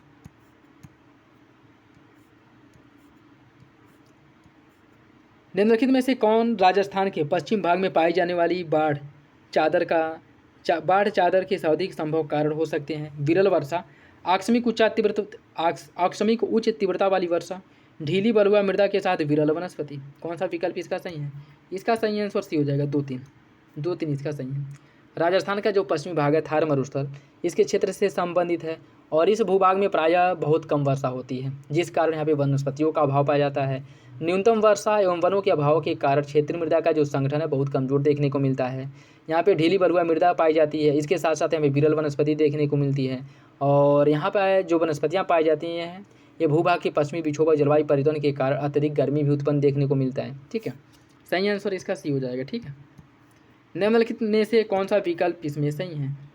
पृथ्वी का अपने अक्ष पर घूर्णन जो सूर्यातप से भिन्नता का कारण होता है पृथ्वी पर, यह किस वजह से होता है? पृथ्वी का अपने अक्ष पर घूर्णन, सूर्य की किरणों के झुकाव का कोण या फिर दिन की लंबाई।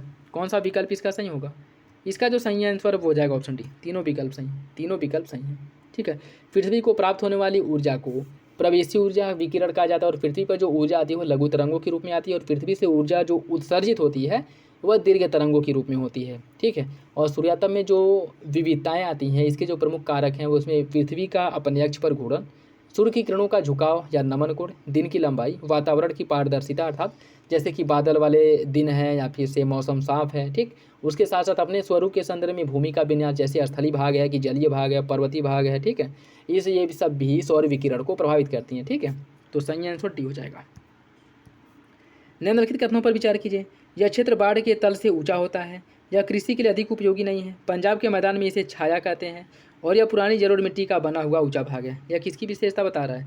इसकी अगर हम बात करें यह विशेषता है बांगर मृदा का। सही आंसर सी हो जाएगा, ऑप्शन सी। विश्व में चीली तांबे का प्रमुख उत्पादक है। उत्तरी चिली में एंडीज क्षेत्र पोरफीरी तांबे के विशालतम निक्षेप पाए जाते हैं। सही आंसर क्या है? इसका सही आंसर डी हो जाएगा। कथन और कारण दोनों सही, आर्य की सही व्याख्या करता है। ठीक है, ऑप्शन डी। ब्लिजार्ड साइबेरिया क्षेत्र संयुक्त राज्य अमेरिका और कनाडा में चलता है। व्रिकफील्डर ऑस्ट्रेलिया के विक्टोरिया प्रांत में, चिनूक अमेरिका में और मिस्ट्रल अमेरिका कनाडा के रॉकी पर्वत के पूर्वी ढाल पे। कौन सा विकल्प इसमें से गलत है? इसका जो सही आंसर है वो हो जाएगा आपका ऑप्शन डी। मिस्ट्रल की बात करें तो यह भूमध्य सागर क्षेत्र में चलने वाली स्थानीय पवन है जो मुख्य रूप से स्पेन और फ्रांस वाले क्षेत्र को प्रभावित करती हैं। सही आंसर डी हो जाएगा। यही गलत है, बाकी विकल्प आपके सही हो जाएंगे, बाकी विकल्प सही हैं। निम्नलिखित कथनों पर विचार कीजिए। भूमध्य सागरीय वनों का विस्तार महाद्वीपों के पूर्वी भागों में 30 से 45 अक्षांशों के मध्य उपोष्ण कटिबंधीय जलवायु वाले क्षेत्रों में पाया जाता है।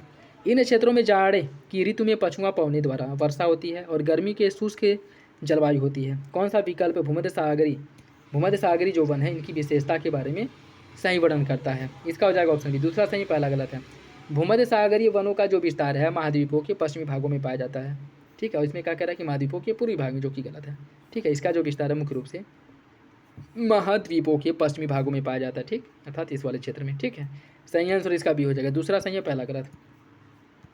न्यू गिनी और ऑस्ट्रेलिया के केप यॉर्क प्रायद्वीप को बॉस जल संधि अलग करती है। ब्रोकियन हिल्स ऑस्ट्रेलिया में स्थित है जो चांदी उत्खनन के लिए प्रसिद्ध है। ऑस्ट्रेलिया पूर्णतः दक्षिणी गोलार्ध में स्थित है। कौन सा विकल्प इसका सही है? इसका सही आंसर भी हो जाएगा। दूसरा तीसरा सही है, पहला गलत है। न्यू गिनी और ऑस्ट्रेलिया के केप यॉर्क प्रायद्वीप को बॉस जल संधि अलग करती है, आपका गलत है। ठीक है, और गलत क्यों है? क्योंकि बॉस जल संधि जो है यह तस्मानिया को ऑस्ट्रेलिया की मुख्य भूमि से अलग करती है। ठीक है, बॉस जल संधि तस्मानिया को ऑस्ट्रेलिया की मुख्य भूमि से अलग करती है। ठीक है, तो बी सही हो जाएगा। नेक्स्ट देखिए, इसमें सूची फर्स्ट को सूची सेकंड से सुमेलित करना है। ठीक है, एटना पर जो मुख्य रूप से जो ज्वालामुखी है पर्वत है वो कौन सा है? एटना है आपकी इटली में।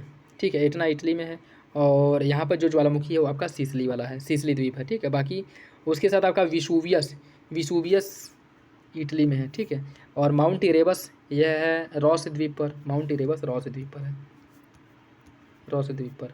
ठीक है, और कोटोपैक्सी है इक्वेडोर में। इसका जो सही आंसर है वो हो जाएगा बी। 4 3 1 2 ऑप्शन बी हो जाएगा। निम्नलिखित में से किस देश समूह की सीमा इजराइल से लगी हुई है? किसकी सीमा इजराइल के साथ लगती है आपको बताना है। देखिए, इसमें अगर हम बात करें लेबनान, सीरिया, जॉर्डन और मिस्र, इनकी सीमाएं इजराइल के साथ लगती हैं। ठीक है, ऑप्शन ए इसका सही हो जाएगा। निम्नलिखित में से कौन सी नदी एशिया महाद्वीप में है? फरात नदी, पो नदी, इरावदी नदी, राइन नदी और मेकांग नदी। कौन इसमें से एशिया में है उसे आपको बताना है कूट के हिसाब से। इसका जो सही आंसर वो हो जाएगा आपका सी। Option C. ठीक है, देखिए इसमें अगर हम बात करें इन नदियों में, जो आपका फरात नदी है, फरात जो नदी है जिसे यूफ्रेटस नदी के नाम से भी जाना जाता है, ठीक है, यह आपके दजला फरात मतलब जो आपका एशिया वाला क्षेत्र है वहाँ पे पाई जाती है। इरावदी नदी, मेकांग, सिंधु, गंगा, ब्रह्मपुत्र, सिक्यांग, हांगहो, चांग यांग, ये सभी जो है एशिया महाद्वीप की नदियाँ हैं। ठीक है, बाकी जो आपकी राइन नदी है, राइन नदी कहाँ पाई जाती है? राइन जो है यूरोप की नदी है, राइन है यूरोप की नदी। इसका सही आंसर हो जाएगा आपका 135, 135, 135। ठीक है, 135। इसमें आपका पो नदी और राइन नदी, पो नदी और राइन नदी ये दोनों यूरोप की नदियाँ हैं, दोनों यूरोप की नदियाँ हैं। सही आंसर 135 हो जाएगा। संविधान सभा द्वारा अंगीकृत ऐतिहासिक उद्देश्यों के बारे में कौन सा विकल्प सही है? उद्देश्यों के कथन ने अपने सभी उत्तरवर्ती चरणों से संविधान के रूप निर्माण को अनुप्राणित किया। यह केवल एक प्रस्ताव भर ही नहीं था, बल्कि एक घोषणा, एक दृढ़ संकल्प और एक प्रतिज्ञा थी, और इसने हमारे संविधान का अंतर्निहित दर्शन प्रदान किया। कौन सा विकल्प इसके बारे में सही है? इसका सही आंसर सी हो जाएगा, तीनों विकल्प सही हैं, ऑप्शन सी, ऑप्शन सी इसका सही है। निम्नलिखित कथन में से भारत के संविधान के नागरिकता के उपबंध के बारे में कौन सा विकल्प सही है? यदि किसी व्यक्ति ने किसी विदेशी राज्य की नागरिकता स्वेच्छा से अर्जित कर ली है तो वह अनुच्छेद 5 के आधार पर भारत का नागरिक नहीं होगा, अथवा अनुच्छेद 6 या अनुच्छेद 8 के आधार पर भारत का नागरिक नहीं समझा जाएगा। संसद की शक्ति है कि नागरिकता की अर्जन और समाप्ति के तथा नागरिकता से संबंधित अन्य सभी विषयों के संबंध में उपबंध कर सकती है। कौन सा विकल्प इसका सही होगा? इसका जो सही आंसर है वो हो जाएगा आपका ऑप्शन सी, ऑप्शन सी हो जाएगा। दोनों विकल्प सही हैं, दोनों विकल्प इसका सही हो जाएगा। ठीक है, निम्नलिखित में से किसका स्वतंत्रता के अधिकार के विवेक सम्मत प्रतिबंध के रूप में अर्थ लगाया जा सकता है?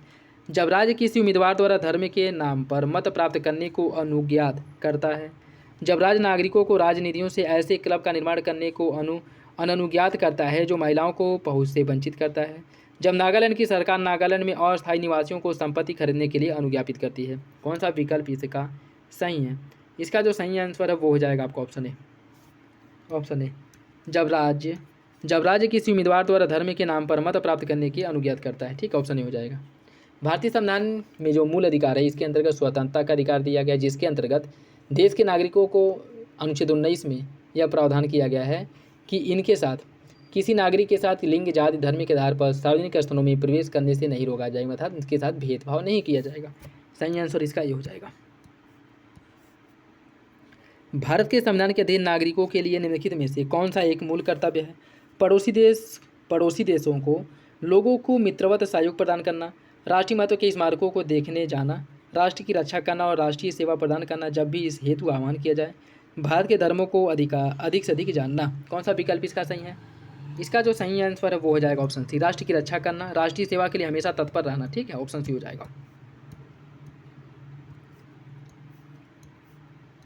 निम्नलिखित कथनों पर विचार कीजिए।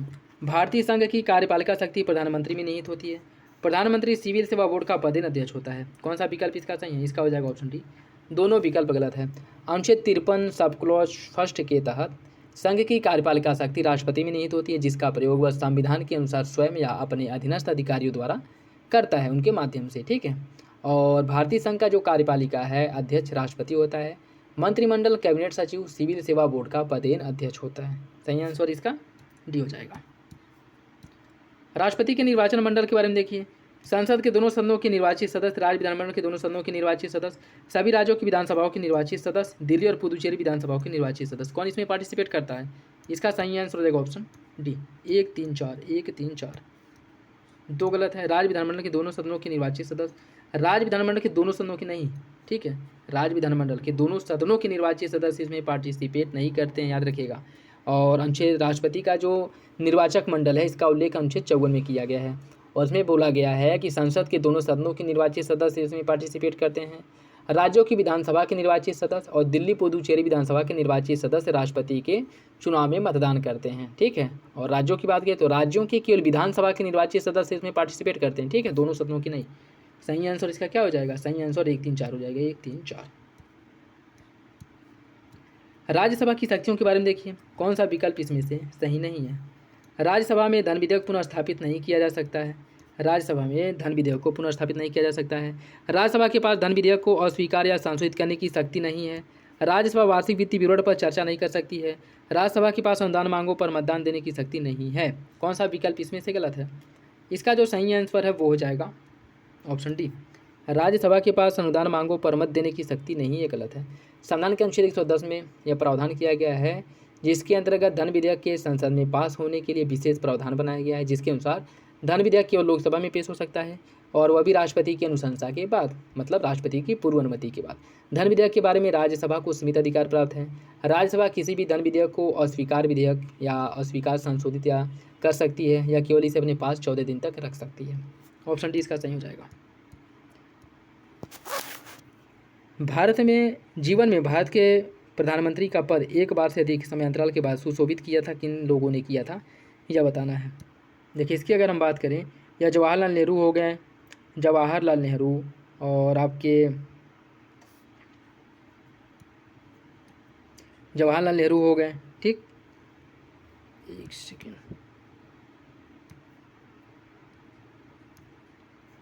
जीवन में भारत के प्रधानमंत्री पद का एक बार से अधिक समय अंतराल के बाद सुशोभित किया है। एक से अधिक बार तक किनके द्वारा जो है सुशोभित किया गया था यह आपको बताना है, ठीक है। जवाहरलाल नेहरू, जिनके द्वारा 15 अगस्त 1947 से 27 मई 1964 तक लगातार यह रहे थे। इसके बाद जो है गुलजारी लाल नंद 27 मई 1964 से 9 जून 1964 तक दूसरी बार, 11 जनवरी 1966 तक 2 समयांतराल में भारत के कार्यवाहक प्रधानमंत्री रहे। इंदिरा गांधी 1996 से 1980 में और अटल बिहारी वाजपेयी पहली बार 1996 में, दूसरी बार 98 में और तीसरी बार 1999 में भारत के क्या थे, प्रधानमंत्री के रूप में यह कार्य किए थे, ठीक है। तो जवाहरलाल नेहरू हो जाएगा। लाल बहादुर शास्त्री एक ही बार बने थे, गुलजारी लाल नंदा, इंदिरा गांधी और अटल बिहारी वाजपेयी, ठीक है। इसका जो सही आंसर है वो हो जाएगा आपका ऑप्शन, देखिए इसमें ये आपका ऑप्शन गलत दिया है, ठीक। जवाहरलाल नेहरू भी एक से अधिक बार सुशोभित किए थे, इंदिरा गांधी भी, अटल बिहारी वाजपेयी, ठीक है। तो 1, 4, 5 किसी ऑप्शन में ही नहीं, 1, 2, इसका जो सही आंसर वो हो जाएगा आपका ऑप्शन डी हो जाएगा, ठीक है। नेक्स्ट देखिए, लोक अदालत के बारे में कौन सा विकल्प सही है? लोक अदालतों की अधिकारिता मुकदमा दायर करने से पहले के मामले के निपटान करने की है और उन मामलों को नहीं जो किसी न्यायालय में लंबित हैं। लोक अदालत ऐसे मामलों का निपटान कर सकती है जो सिविल हो, न कि आपराधिक। प्रत्येक लोक अदालत में केवल सेवारत अथवा सेवानिवृत्त न्यायिक अधिकारी हो सकते हैं, नियुक्त हो सकते हैं। कौन सा विकल्प इसमें से सही है? इसका सही आंसर हो जाएगा ऑप्शन डी। सभी विकल्प लोक अदालत के बारे में गलत है। लोक अदालत में लंबित मामले और जो करंट के मामले हैं दोनों पक्षों की सुनवाई हो सकती है, ठीक है। लोक अदालत में सेवानिवृत्त न्यायाधीश, समाज सेवी या ऐसा व्यक्ति जो न्यायिक अधिकारी के समान योग्यता रखता है नियुक्त हो सकता है। लोक अदालत दीवानी और फौजदारी दोनों प्रकार के मामलों की सुनवाई कर सकती है, ठीक है। तो डी आपका सही हो जाएगा था, तीनों विकल्प गलत है। निम्नलिखित में से कौन सा एक सही है? भारत में एक ही व्यक्ति को एक ही समय में 2 या 2 से अधिक राज्यों का राज्यपाल नियुक्त नहीं किया जा सकता। भारत में राज्यों के उच्च न्यायालय के न्यायाधीश राज्य के राज्यपाल द्वारा नियुक्त किए जाते हैं, ठीक वैसे ही जैसे उच्चतम न्यायालय के न्यायाधीश राष्ट्रपति द्वारा नियुक्त किए जाते हैं। भारत के संविधान में राज्यपाल को उसके पद से हटाने हेतु कोई भी प्रक्रिया का उल्लेख नहीं किया गया है और विधायी व्यवस्था वाले संघ राज्य क्षेत्र में मुख्यमंत्री की नियुक्ति उपराज्यपाल द्वारा बहुमत समर्थन के आधार पर किया जाता है। कौन सा विकल्प इसमें से सही है? देखिए इसकी अगर हम बात करें, इसका जो सही आंसर है वो हो जाएगा आपका ऑप्शन सी। भारत के संविधान में राज्यपाल को उसके पद से हटाने के लिए कोई प्रक्रिया का उल्लेख नहीं किया गया, आपका सही हो जाएगा, ठीक है। और भारत में राज्यों के उच्च न्यायालय के जो न्यायाधीश हैं राज्य के राज्यपाल द्वारा नियुक्त किए जाते हैं, ये भी आपका गलत हो जाएगा। और एक व्यक्ति 2 या 2 से अधिक राज्यों का राज्यपाल हो सकता है जिसका उल्लेख किया गया था 7वां संविधान संशोधन द्वारा, ये बात भी आपका गलत है, ये भी गलत है, ठीक है। और विधायी व्यवस्था वाले संघ राज्य क्षेत्र में मुख्यमंत्री की नियुक्ति उपराज्यपाल द्वारा की जाती है, आपका गलत है। किसके द्वारा होती है? राष्ट्रपति द्वारा होती है, ठीक।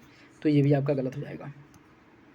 निम्नलिखित में से कौन सा विषय है जिन पर कम से कम आधे राज्यों की विधानमंडलों के अनुसमर्थन से ही संविधान संशोधन किया जा सकता है? वो कौन से मामले हैं जिनमें ऐसा किया जा सकता है? देखिए इसकी अगर हम बात करें, ये जो मामले हैं आपके राष्ट्रपति के निर्वाचन से हो गया, संसद में राज्यों के प्रतिनिधित्व से और 7वीं अनुसूची से, ठीक। तो सही आंसर ये हो जाएगा। बाकी राज्यसभा में राज्यों में विधान परिषद का समाप्ति करना है, उसका स्थापना करें, साधारण बहुमत से प्रस्ताव पारित करके होता है।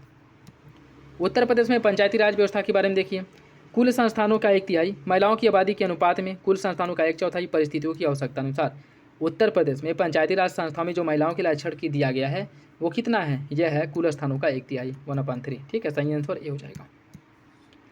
अच्छा, कुछ राज्य ऐसे हैं जहाँ पर महिलाओं को पंचायत में 50% आरक्षण दिया गया है, और वो कौन से राज्य हैं आप लोग कमेंट बॉक्स में बताइएगा। ठीक है, भारत के नियंत्रक महालेखक के बारे में देखिए, वह संसद का अधिकारी नहीं है पर राष्ट्रपति के अधीन एक अधिकारी है। वह एक स्वतंत्र संवैधानिक प्राधिकारी है जो सीधे संसद के प्रति जवाबदेह नहीं होता है। कौन सा विकल्प इसका सही होगा? देखिए, इसका जो सही आंसर है वो हो जाएगा ऑप्शन बी, दूसरा सही है, पहला गलत है। ठीक है, देखिए इसके बारे में अगर हम देखें तो अनुच्छेद 148 में नियंत्रक महालेखा परीक्षक के बारे में बात की गई है। वह भारतीय लेखा परीक्षक और लेखा विभाग का प्रमुख होता है और यह संसद का अधिकारी नहीं होता। यद्यपि इसकी जो नियुक्ति है राष्ट्रपति द्वारा की जाती है, किंतु यह राष्ट्रपति के अधीन अधिकारी नहीं होता है।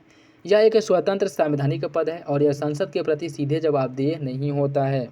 ठीक है, संसद के प्रति सीधे जवाबदेह भी नहीं होता। तो इसमें क्या कह रहा है,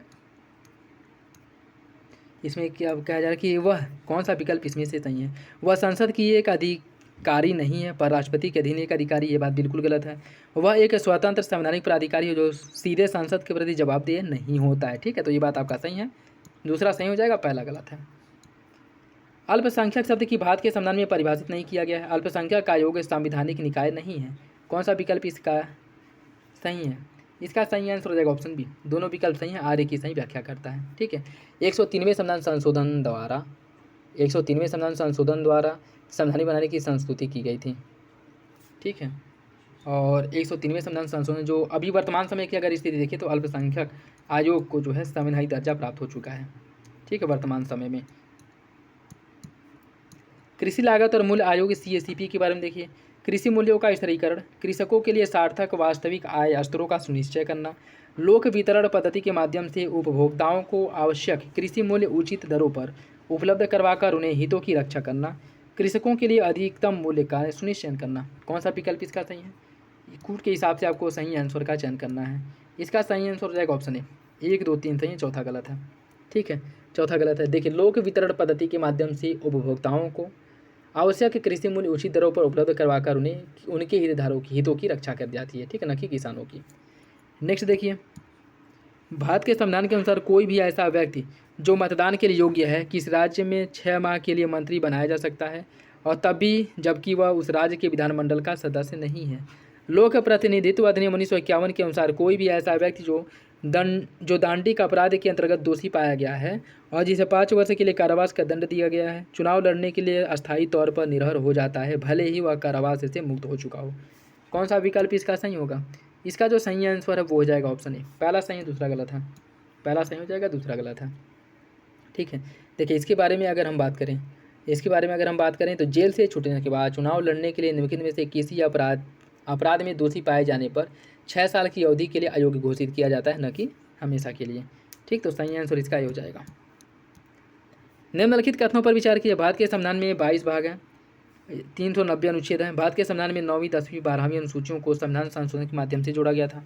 कूट के हिसाब से बताना है कौन सा विकल्प इसका सही है। देखिए, इसकी अगर हम बात करें, इसका जो सही आंसर हो जाएगा ऑप्शन सी, तीसरा। वर्तमान में भारत में 24 भाग हैं। ठीक है, 24 भाग, 12 अनुसूचियाँ हैं, 444 से अधिक अनुच्छेद हो चुके हैं और 22 भाग, 8 अनुसूचियाँ, 395 यह मूल संविधान में थे। 9वीं अनुसूची प्रथम संविधान संशोधन 1951 में जोड़ा गया था। 10वीं अनुसूची 42वें संविधान संशोधन द्वारा 1958 में जोड़ा गया था। 11वीं अनुसूची 73वें संविधान संशोधन द्वारा 1992 में और 12वीं अनुसूची 74वें संविधान संशोधन द्वारा 1992 में जोड़ा गया था। ठीक है, ऑप्शन सी इसका सही हो जाएगा। निम्नलिखित में से कौन अध्यक्षात्मक सरकार का एक गुण है? कार्यपालिका की नियत कार्यावधि अत्यंत स्थिरता की भावना प्रदान करती है, यह नीतियों के शीघ्र निष्पादन को सुनिश्चित करती है और यह लोगों की स्वतंत्रता को सुरक्षित करती है। कौन इसमें से अध्यक्षात्मक सरकार की विशेषता है? इसका सही आंसर ये हो जाएगा, पहला सही बाकी गलत है। ठीक है, इसकी अगर हम बात करें, शक्तियों के पृथक्करण का सिद्धांत अध्यक्षीय शासन प्रणाली है, इसका एक आधार है। इसमें व्यवस्थापिका, कार्यपालिका और न्यायपालिका ये सभी एक दूसरे से अलग होती हैं और स्वतंत्र रूप से कार्य करती हैं। आदेशात्मक सरकार वह शासन व्यवस्था है जिसमें कार्यपालिका अपनी अवधि और शक्तियों और कार्यों के संबंध में व्यवस्थापिका से स्वतंत्र होती है, मतलब उसके प्रति जवाबदेह नहीं होती है। और इसमें कार्यपालिका की नियत कार्य अवधि अत्यंत स्थिरता की भावना होती है। ठीक है, तो ये इसका सही हो जाएगा। नेक्स्ट देखिए, इसमें सूची फर्स्ट को सूची सेकंड से सम्मिलित करना है। कुछ संवैधानिक प्रावधान दिए गए और स्रोत दिया गया है, ठीक है, और इन्हें जो है आपको सुमिलित करना है। देखिए मौलिक अधिकार कहाँ से लिया गया है, मौलिक अधिकार की अगर हम बात करें या अमेरिका से लिया गया है, नीति निर्देशक तत्व लिया गया है आयरलैंड से, ठीक है, और केंद्र राज्य संबंध जो लिया गया कनाडा के संविधान से, मंत्रिमंडलीय व्यवस्था ब्रिटिश संविधान से ली गई है।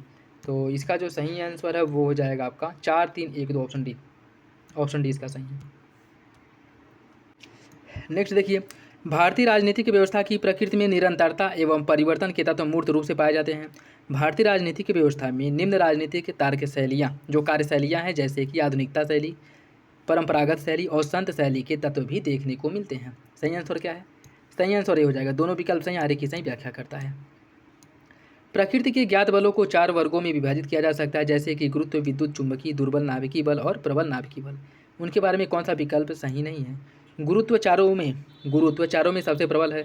विद्युत चुंबकत्व सिर्फ विद्युत आवेश वाले कणों पर क्रिया करता है। दुर्बल नाभिकीय बल विघटनाभिकता कारण है। प्रबल नाभिकीय बल परमाणु के केंद्रक में प्रोटॉनों और न्यूट्रॉनों को धारित करता है। कौन सा विकल्प इसमें से गलत है ये आपको बताना है। देखिए इसका जो सही आंसर वो हो जाएगा ऑप्शन बी, ऑप्शन बी गलत है, बाकी तीनों विकल्प आपके सही हो जाएंगे। ऊर्जा संरक्षण का आशय है ऊर्जा का न तो सृजन हो सकता है और न ही विनाश होता है, इसे एक रूप से दूसरे रूप में कन्वर्ट किया जा सकता है। सही आंसर डी हो जाएगा। तांबे के एक टुकड़े को तथा कांच के एक टुकड़े को एक ही तापमान पर गर्म किया गया, उसके बाद स्पर्श करने पर तांबे का टुकड़ा कांच के टुकड़े की अपेक्षा अधिक गर्म लगता है। इसका वजह क्या है। तांबे का घनत्व कांच के घनत्व से अधिक होता है। कौन सा विकल्प इसका सही है, इसका सही आंसर बी हो जाएगा। दोनों विकल्प सही है, हर एक की सही व्याख्या नहीं करता है, ठीक है, बी हो जाएगा। तांबे का जो घनत्व कांच के घनत्व से अधिक होता है, बात बिल्कुल सही है, और दोनों को एक ही तापमान पर एक ही समय तक गर्म करके अगर दोनों को छुएंगे तो जो शीशा है उसकी तुलना में तांबा अधिक गर्म हमें प्रतीत होगा, ठीक है। हमारे घरों की बिजली लाइन में प्रत्यावर्ती धारा AC की 60 बार प्रति सेकंड दिशा बदलती है। मिलने वाली प्रत्यावर्ती वोल्टता की आवृत्ति 60 हर्ट्ज होती है। कौन सा विकल्प इसका सही होगा। इसका जो सही आंसर है वो हो जाएगा ऑप्शन डी। पहला गलत है, दूसरा सही। पहला गलत है, दूसरा सही। पहला गलत क्यों है, क्योंकि प्रत्यावर्ती धारा धनात्मक और ऋणात्मक दोनों दिशाओं में गमन करती है और इस धारा की 100 बार प्रति सेकंड दिशा बदलती है, क्योंकि इसको मिलने वाली प्रत्यावर्ती वोल्टता की जो आवृत्ति है वो 50 हर्ट्ज होती है। सही आंसर डी हो जाएगा। ताजे भौम जल का pH मान वायु प्रभावित होने पर थोड़ा घट जाता है, क्योंकि वायु से कार्बन डाइऑक्साइड जल में घुल जाते हैं। सही आंसर ये हो जाएगा, ऑप्शन ए इसका सही है। फार्मिक एसिड एसिटिक एसिड से अधिक तेज अम्ल है। फार्मिक एसिड ऑर्गेनिक एसिड है। कौन सा विकल्प इसका सही होगा। इसका सही आंसर हो जाएगा ऑप्शन बी। दोनों विकल्प सही है लेकिन आगे की सही व्याख्या नहीं करता है। आयोडीनीकृत नमक क्या है। पोटेशियम आयोडाइड और साधारण नमक का मिश्रण, आणविक आयोडीन और साधारण नमक का मिश्रण, पोटेशियम आयोडाइड और साधारण नमक के सम्मिश्रण से बना यौगिक, या फिर आणविक आयोडीन और साधारण नमक से बना यौगिक। कौन सा विकल्प इसका सही होगा। इसका जो सही आंसर है वो हो जाएगा आपका ऑप्शन ए। पोटेशियम आयोडाइड और साधारण नमक का मिश्रण है आयोडीनीकृत नमक, ऑप्शन ए हो जाएगा। ओजोन जल के सूक्ष्म जीवों को मार देता है। ओजोन रेडियो एक्टिव नहीं है। कौन सा विकल्प इसका सही है। इसका सही आंसर भी हो जाएगा। दोनों विकल्प सही है लेकिन आगे की सही व्याख्या नहीं करता है, ठीक है। ओजोन अस्थायी होता है, यह जल में मिलाते ही एक ऑक्सीजन परमाणु अलग कर देता है जो ऑक्सीकरण द्वारा जीवाणुओं को भक्षण कर देते हैं, जीवाणुओं को मार देते हैं। सही आंसर इसका भी हो जाएगा। निम्नलिखित में से कौन सा एक सही नहीं है। थायमिन, बेरी, विटामिन डी सूखा रोग, विटामिन के बंध्यापन और नियासिन पेलाग्रा। कौन इसमें से गलत है। इसका हो जाएगा ऑप्शन सी। विटामिन के का रासायनिक नाम नैप्थोक्विनोन है और इससे रुधिर का स्राव नहीं होता है, ठीक है। अगर विटामिन के की कमी हो जाए तो इससे रुधिर का थक्का जल्दी नहीं बनता है। जैसे अगर कहीं चोट लगता है और ब्लड निकलने लगता है तो वह जल्दी रुकेगा नहीं, ठीक है। तो सही आंसर सी हो जाएगा। बाकी बंध्यापन विटामिन ई है। अधिकांश विटामिन मानव शरीर में संश्लेषित नहीं किए जाते। मानव अंग केवल अनिवार्य सूक्ष्म पोषक तत्वों का ही संश्लेषण करता है। कौन सा विकल्प इसका सही होगा। इसका जो सही आंसर हो जाएगा ऑप्शन सी। पहला सही है, दूसरा गलत है। पहला सही है, दूसरा गलत। अधिकांश विटामिन मानव शरीर में संश्लेषित नहीं किए जाते हैं और इसलिए इन्हें पर्याप्त मात्रा में बाहर से लेने की या भोजन के माध्यम से लेने की आवश्यकता होती है। मानव शरीर विटामिन डी, विटामिन के और विटामिन B12 का ही बस संश्लेषण कर सकता है, ठीक है। तो याद रखिएगा कि मानव शरीर किसका संश्लेषण करता है। विटामिन डी, विटामिन के और विटामिन B12, ठीक है। निम्नलिखित में से कौन एक सही सुमेलित नहीं है। ऑक्सीटोसिन एक हार्मोन है, एस्पर्टोम है संश्लेषित मधुरक, नियोप्रीन है विशिष्ट रबड़ और रेयान है रूपांतरित स्टार्च। कौन सा विकल्प गलत है। इसका हो जाएगा ऑप्शन डी। रेयान एक विनिर्मित फाइबर है, ठीक है, ऑप्शन डी हो जाएगा। नेक्स्ट देखिए, इसमें सूची फर्स्ट को सूची सेकंड से सम्मिलित करना है, सूची फर्स्ट को सूची सेकंड से, ठीक है। मलेरिया, यह रक्त कोशिकाओं को प्रभावित करता है, ठीक है। बात करें अगर मलेरिया की तो रक्त कोशिकाओं को प्रभावित करता है। फाइलेरिया, फाइलेरिया किस अंग को प्रभावित करता है? देखिए अगर बात करें हम फाइलेरिया की, फाइलेरिया जो है यह लसिका ग्रंथि को, ठीक है, फाइलेरिया लसिका ग्रंथ को प्रभावित करता है। और उसके बाद है आपका इंसेफेलाइटिस, एंसेफेलाइटिस मस्तिष्क, और ल्यूकीमिया बोन मैरो अर्थात अस्थिमज्जा। सही आंसर इसका जो है वो हो जाएगा ऑप्शन बी, 5 4 2 1, 5 4 2 1, ऑप्शन डी हो जाएगा, ऑप्शन बी। नेक्स्ट देखिए, इसमें भी सूची फर्स्ट को सूची सेकंड से सम्मिलित करना है। कुछ विशेषज्ञ दिए गए शरीर का भाग, जैसे कार्डियोलॉजिस्ट, कार्डियोलॉजिस्ट जो है हृदय से संबंधित है। और नेफ्रोलॉजिस्ट, नेफ्रोलॉजिस्ट का जो संबंध है गुर्दे से है। और यूरोलॉजिस्ट का संबंध है मूत्र नलिका से। और ऑन्कुलिस्ट का संबंध है आँख से।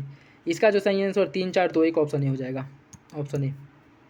हाल ही में समाचारों में आने वाला लाईफाई के बारे में देखिए, यह उच्च गति डेटा संचरण के लिए प्रकाश को माध्यम के रूप में प्रयुक्त करता है और यह एक बेतार प्रौद्योगिकी है और वाईफाई से कई गुना तीव्र है। कौन सा विकल्प इसका सही होगा?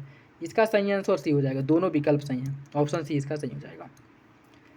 आम आदमी बीमा योजना के बारे में देखिए, इस योजना के अंतर्गत बीमाकृत व्यक्ति भूमिहीन ग्रामीण कुटुंब के परिवार का मुखिया अथवा कमाऊ सदस्य होना चाहिए। बीमाकृत व्यक्ति 30 से 65 वर्ष की आयु वर्ग में होना चाहिए। योजना में बीमाकृत व्यक्ति के कक्षा 9 से 12 के बीच पढ़ रहे हों और बच्चों तक के लिए निःशुल्क छात्रवृत्ति का प्रावधान किया गया है। कौन सा विकल्प इसका सही होगा यह बताना है। इसका सही आंसर सी हो जाएगा। पहला तीसरा सही है, दूसरा गलत है। दूसरे में क्या कह रहा है? बीमाकृत व्यक्ति 30 से 65 वर्ष आयु के बीच की होनी चाहिए, आपका गलत है, ठीक है। बीमाकृत व्यक्तियों की जो उम्र है, बीमाकृत व्यक्तियों की जो उम्र है इसमें आपका 9 से, आम आदमी बीमा योजना पहले तो इसकी शुरुआत कब की गई थी? 2007 में, 2007 में इसकी शुरुआत की गई थी। और इसके पात्र कौन लोग होंगे? जो निर्धनता रेखा, गरीबी रेखा के नीचे जीवन यापन कर रहे हैं, उसके साथ साथ भूमिहीन श्रमिक हो, सामाजिक सुरक्षा प्रदान करने के लिए, और व्यक्ति के कक्षा 9 से 12 के बीच पढ़े रहे हो बच्चों के लिए निःशुल्क छात्रवृत्ति का प्रावधान किया गया है। सही आंसर इसका जो है ये दूसरा गलत हो जाएगा, बाकी विकल्प आपके सही हैं, ठीक है। यूनिक्स ऑपरेटिंग सिस्टम को आमतौर पर किस रूप में जाना जाता है? यूनिक्स ऑपरेटिंग सिस्टम को किस रूप में जाना जाता है? इसे जाना जाता है multi user operating system, option A, multi user operating system के नाम से। सभी सक्रिय सूचनाएं जो कंप्यूटर प्रयोग करता है, इसका भंडारण कहाँ होता है? इसका भंडारण होता है रैम में, ठीक है, रैंडम एक्सेस मेमोरी में, ऑप्शन बी हो जाएगा। नेक्स्ट देखिए, इसमें सूची फर्स्ट को सूची सेकंड से सम्मिलित करना है, सूची फर्स्ट को सूची सेकंड से, ठीक है। आर्थिक विकास, आर्थिक विकास संस्थात्मक परिवर्तन का द्योतक है। और आर्थिक समृद्धि की बात करें, आर्थिक वृद्धि जो है यह आपके सकल घरेलू उत्पाद में वृद्धि को क्या करता है? इंडिकेट करता है। संपोषणीय विकास सस्टेनेबल डेवलपमेंट पर्यावरण से संबंधित है और जीवन की गुणवत्ता स्वास्थ्य से संबंधित है। 4 1 2 3 ऑप्शन डी इसका सही हो जाएगा, ऑप्शन डी। निम्नलिखित में से कौन सा भारतीय कृषि की निम्न उत्पादकता का कारण नहीं है? जनसंख्या दबाव, प्रचंड बेरोजगारी, सहकारी कृषि, भूजोत का छोटा आकार। इसका सही आंसर हो जाएगा ऑप्शन सी, सहकारी कृषि इसका वजह नहीं है, ठीक है। सहकारी कृषि से जो आपका भारतीय भू कृषि की निम्न उत्पादकता नहीं बल्कि उत्पादकता में वृद्धि होती है, ठीक, ऑप्शन सी हो जाएगा। निम्नलिखित घटनाओं पर विचार कीजिए और इन्हें क्रम से आपको लगाना है। नाबार्ड का स्थापना कब किया गया था? 1982 में, 1982 में। स्वयं सहायता समूह, स्वयं सहायता समूह का स्थापना 1992-93 में हुआ था। किसान क्रेडिट कार्ड का शुरुआत 1998-99 में किया गया था। और क्षेत्रीय ग्रामीण बैंक आरआरबी का स्थापना 1975 में हुआ था। इसका सही आंसर हो जाएगा आपका 4 1 2 3 ऑप्शन है, 4 1 2 3। भारतवर्ष में विनिवेश अर्थव्यवस्था के उदारीकरण की प्रक्रिया का एक समाहित अंग है। इससे प्राप्त आय को राज्य द्वारा घोषित नीति के अनुसार उपयोग में लाया जा रहा है। कौन सा विकल्प इसका सही है? इसका सही आंसर भी हो जाएगा। दोनों विकल्प सही हैं लेकिन आगे की सही व्याख्या नहीं करता है। सेवा कर के बारे में देखिए, यह प्रत्यक्ष कर है, यह अप्रत्यक्ष कर है। 1994-95 की अवधि में इसे लागू किया गया था। कौन सा विकल्प इसका सही होगा? कूट के हिसाब से आपको सही आंसर का चयन करना है। देखिए, सेवा कर के बारे में आपका सही हो जाएगा ऑप्शन बी, यह एक अप्रत्यक्ष कर है और 1994-95 में इसे पहली बार लागू किया गया था, ठीक है। तो दोनों विकल्प आपका सही हो जाएगा। दूसरा तीसरा सही है, पहला गलत है, यह प्रत्यक्ष कर नहीं है, ठीक है। निम्नलिखित में से किस पंचवर्षीय योजना का उद्देश्य आत्मनिर्भरता और शून्य विदेशी सहायता घोषित है? यह जो है आपकी 5वीं पंचवर्षीय योजना का लक्ष्य था, ठीक है, 5वीं पंचवर्षीय योजना का लक्ष्य था। जो 1974 में शुरू हुआ था और 1979 तक चला था। ठीक है, सही आंसर डी हो जाएगा। नेक्स्ट देखिए, इसमें सूची फर्स्ट को सूची सेकंड से सम्मिलित करना है। इंडियन बैंक एक सार्वजनिक क्षेत्र का बैंक है। आईसीआईसीआई बैंक है निजी क्षेत्र का। सिटी बैंक विदेशी बैंक है और सारस्वत बैंक है सहकारी बैंक। Option D 4-3-1-2, 4-3-1-2। नेक्स्ट देखिए, इसमें भी सूची फर्स्ट को सूची सेकंड से सम्मिलित करना है। राष्ट्रीय ग्रामीण स्वास्थ्य मिशन की शुरुआत कब की गई थी? 2005 में। राष्ट्रीय सामाजिक सहायता कार्यक्रम स्वर्ण जयंती स्वरोजगार, ठीक है, राष्ट्रीय सामाजिक सहायता कार्यक्रम की अगर हम बात करें, इसकी शुरुआत जो की गई थी 2001 में। ठीक है, स्वर्ण जयंती ग्राम स्वरोजगार 1999 में इसकी शुरुआत की गई थी और संपूर्ण ग्रामीण रोजगार योजना की शुरुआत की गई थी 1995 में। इसका जो सही आंसर है वो हो जाएगा आपका ऑप्शन, इसका जो सही आंसर हो जाएगा ऑप्शन है 2-1-4-3। ऑप्शन है 2-1-4-3, ऑप्शन है सही है। निम्नलिखित में से कौन सा संगठन भारत के आयात निर्यात को प्रभावित करता है? खनिज एवं धातु व्यापार निगम, आयात निर्यात बैंक, राज्य व्यापार निगम या फिर भारतीय खाद्य निगम? इसका सही आंसर क्या है? वो हो जाएगा ऑप्शन ए। ये सभी जो है भारतीय व्यापार या आयात निर्यात को प्रभावित करते हैं। ऑप्शन ए हो जाएगा। नेक्स्ट देखिए, 1992 में रियो डी जेनेरियो में आयोजित पृथ्वी शिखर सम्मेलन में सभी राष्ट्रों से जैव विविधता के संरक्षण एवं इसके लाभों के दीर्घकालिक उपयोग के लिए उचित उपाय करने का आह्वान किया गया था। बायोपायरेसी का तात्पर्य व्यक्तियों या संस्थानों द्वारा खेती एवं स्वदेशी समुदायों के ज्ञान व आनुवांशिक संसाधनों के उपयोग से है, जो संसाधन तथा ज्ञान पर विशेष एकाधिकार चाहते हैं। कौन सा विकल्प इसका सही होगा? इसका जो सही आंसर है वो हो जाएगा ऑप्शन सी। दोनों विकल्प सही हैं, ऑप्शन सी हो जाएगा। अम्ल वर्षा के बारे में देखिए, ये कुछ क्वेश्चन जो है रिपीट हुए हैं, ठीक है, क्योंकि इसके पहले भी हम लोग इसे सॉल्व कर चुके हैं। अम्ल वर्षा किसके द्वारा होने वाला पर्यावरण प्रदूषण है? नाइट्रस ऑक्साइड और सल्फर डाइऑक्साइड। इसका सही आंसर डी हो जाएगा। ठीक है, ऑप्शन डी। इसमें आपको सूची फर्स्ट को सूची सेकंड से सम्मिलित करना है। सूची फर्स्ट को सूची सेकंड से सम्मिलित करना है। ठीक है, वन्यजीव संरक्षण नियम कब का है? यह है 1972 का है वन्यजीव संरक्षण नियम। ठीक है, वन संरक्षण अधिनियम कब का है? यह 1980 का है। 1980 का है वन संरक्षण नियम। जल प्रदूषण यह 1974 का है और पर्यावरण संरक्षण 1986 का, 1986 का। ठीक, तो वन्यजीव संरक्षण 1972, वन संरक्षण 1980, जल प्रदूषण 1974 और पर्यावरण संरक्षण 1986। इसका जो सही आंसर है वो हो जाएगा आपको ऑप्शन 2-3-1-4। ऑप्शन है 2-3-1-4। निम्नलिखित उमों पर विचार कीजिए। उष्ण कटिबंधीय वन अनुसंधान संस्थान है जबलपुर में TFRI। वर्षा वन अनुसंधान संस्थान RFRI जोराहट में है। शुष्क वन अनुसंधान संस्थान AFRI जोधपुर में है। हिमालयन वन अनुसंधान संस्थान HFRI उत्तराखंड में है। इनमें से आपको बताना है कौन सा विकल्प सही है। इसका जो सही आंसर हो जाएगा ऑप्शन सी। पहला, दूसरा, तीसरा सही है, चौथा गलत है।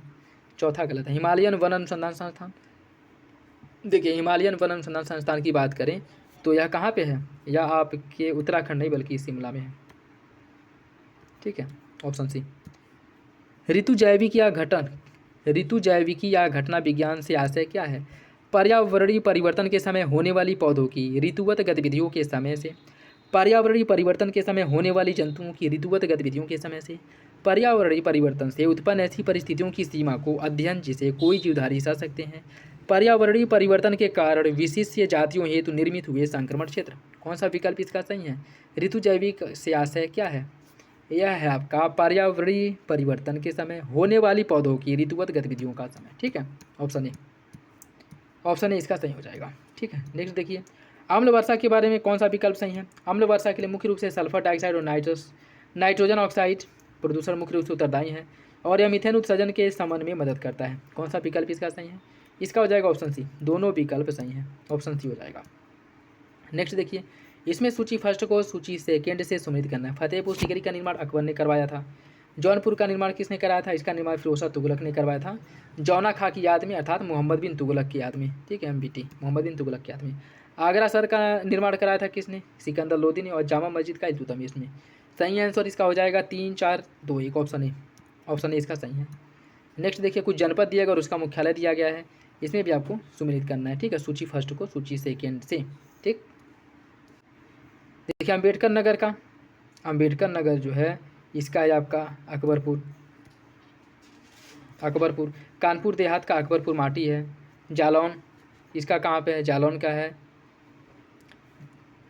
जालन का जो है यह आपका, एक सेकेंड इसमें देखिए, जालौन का उरई। सिद्धार्थ नगर, ठीक है,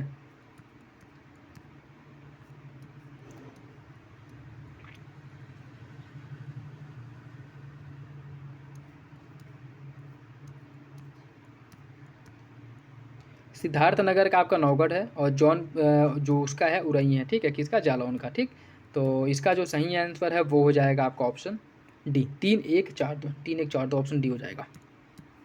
उत्तर प्रदेश के बारे में देखिए, संत कबीर नगर, इसे जिला में जो आपका उत्तर से दक्षिण क्रम में लगाना है, उत्तर से दक्षिण क्रम में। इसमें संत कबीर नगर, अम्बेडकर नगर, सिद्धार्थ नगर और संत रविदास नगर, ऑप्शन बी हो जाएगा, ऑप्शन बी इसका सही है। नेक्स्ट देखिए, इसमें भी सूची फर्स्ट को सूची सेकेंड से सम्मिलित करना है, सूची फर्स्ट को सूची सेकेंड से, ठीक है। इसमें आपका नवाबगंज पक्षी विहार है उन्नाव में, ओखला पक्षी विहार कहाँ पे है, ओखला पक्षी विहार है गाजियाबाद में, ठीक है। समसपुर पक्षी विहार है रायबरेली में, पार्वती आरगा है गोंडा में। 2, 3, 4 एक ऑप्शन बी हो जाएगा। निम्नलिखित में से कौन सम्मिलित नहीं है, गंगा, वाराणसी गंगा नदी के तट पे है, सुल्तानपुर गोमती, गोरखपुर कोसी और अयोध्या सरयू नदी के तट पे। कौन सा इसमें से गलत है, इसका सही आंसर हो जाएगा ऑप्शन सी, कोसी गोरखपुर जो है कोसी नदी के तट पे नहीं है, गोरखपुर राप्ती नदी के तट पर स्थित है, गोरखपुर राप्ती, ऑप्शन सी हो जाएगा। नेक्स्ट देखिए, इसमें सूची फर्स्ट को सूची सेकेंड से सम्मिलित करना है। कैलाश मेला इधर लगता है आगरा में, नौचंदी मेरठ में, कालिंजर मेला बादा और सोरो एटा में, ऑप्शन ए हो जाएगा। निम्नलिखित में से कौन सा एक सही सुमेलित नहीं है, कौन सुमेलित नहीं है, वाराणसी सांस्कृतिक एवं धर्म स्थल है, धार्मिक स्थल है, लखनऊ है उत्तर प्रदेश की राजधानी, झांसी औद्योगिक केंद्र और मुरादाबाद पीतल उद्योग। कौन सा विकल्प गलत है, इसका हो जाएगा ऑप्शन सी, औद्योगिक केंद्र। औद्योगिक केंद्र की अगर हम बात करें तो ये आपका झांसी नहीं है, ठीक है, झांसी नहीं है, ठीक। यहाँ पे कुछ उद्योगों का स्थापना हुआ है, कुछ उद्योगों का स्थापना हुआ है, लेकिन औद्योगिक केंद्र के रूप में इसे नहीं कहा जा सकता है, तो सही आंसर सी हो जाएगा। नेक्स्ट देखिए, इसमें भी सूची फर्स्ट को सूची सेकेंड से सम्मिलित करना है, सूची फर्स्ट को सूची सेकेंड से। भातखंडे संगीत संस्थान का स्थापना कब किया गया था, इसका स्थापना 1926 में हुआ था, ठीक है, आगे चल कर इसका नाम चेंज हो गया। राज ललित कला अकादमी का स्थापना 1962 में, उत्तर प्रदेश संगीत नाट्य अकादमी 65 और भारतेंदु नाट्य अकादमी 1975, ऑप्शन ए हो जाएगा, 1, 2, 3, 4। जनगणना 2011 के आंकड़ों के अनुसार निम्नलिखित में से उत्तर प्रदेश के किस जिले में सबसे कम महिला साक्षरता है, उत्तर प्रदेश के किस जिले में है, वो है आपके रामपुर में, ठीक है, रामपुर में। अगर इसमें हम महिला साक्षरता की बात करें तो रामपुर में जो महिला साक्षरता है वो 44.4 है, गोरखपुर में 59.4 है, देवरिया में है 59.4, ठीक है, गोरखपुर और देवरिया में 59.4 है, बलिया में 59.8 है। सही आंसर इसका डी हो जाएगा। भारत में लिंगानुपात के लिए निम्नलिखित में से कौन से कारक उत्तरदायी हैं, उच्च मातृ मृत्यु दर, उच्च बालिका मृत्यु दर, बालिका भ्रूण हत्या और बालिकाओं की तुलना में अधिक बालकों का जन्म। सही आंसर क्या है, सही आंसर इसका डी हो जाएगा, सभी विकल्प सही हैं। एक नगर किसी ग्राम से भिन्न होता है किन किन मामलों में, सामाजिक मूल्यों के मामले में, पारिवारिक संरचना के बारे में, रहन सहन के तरीकों में और आर्थिक क्रियाकलापों में। सही आंसर क्या होगा, इसका जो सही आंसर वो हो जाएगा ऑप्शन डी, इन सभी मामलों में भिन्न होता है, ठीक है, सामाजिक मूल्यों में, पारिवारिक संरचना में, रहन सहन में और आर्थिक क्रियाकलापों में, ऑप्शन डी सही है।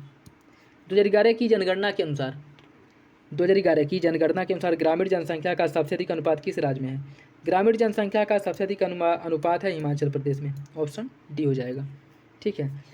देखिए 2011 की जनगणना के अनुसार सबसे अधिक जो ग्रामीण जनसंख्या का अनुपात है हिमाचल प्रदेश में लगभग 90%, बिहार में 88.7% है, असम में 85.9%, ओडिशा में 83.3%, मेघालय में 79.9% और उत्तर प्रदेश में 77.7।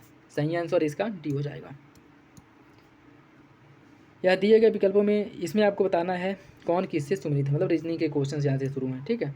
महाद्वीप एशिया, महासागर आपका प्रशांत, ठीक, ठीक है, सही आंसर क्या हो जाएगा, जी हो जाएगा। और क्वेश्चन नंबर 134 का जो सही आंसर वो हो जाएगा ऑप्शन सी 42। क्वेश्चन नंबर 135 का सही आंसर हो जाएगा आपका ऑप्शन बी 65। क्वेश्चन नंबर 136 का जो सही आंसर है वो हो जाएगा ऑप्शन ए हो जाएगा। क्वेश्चन नंबर 137 का सही आंसर है ऑप्शन डी। क्वेश्चन नंबर 138 का सही आंसर बी हो जाएगा। क्वेश्चन नंबर 139 का सही आंसर है ऑप्शन बी। और आज का लास्ट क्वेश्चन नंबर 140 का सही आंसर बी हो जाएगा, ठीक है, बी हो जाएगा। और ये आपका जीएस वाला सेक्शन था जिसमें हम लोग 140 क्वेश्चंस को कवर किए हैं। आई होप वीडियो आप लोगों को अच्छा लगा होगा, और वीडियो पसंद है तो लाइक ज़रूर कर दिया करें, चैनल पे नया है तो सब्सक्राइब कर लें और अपना फीडबैक कमेंट बॉक्स में ज़रूर दे दिया करें।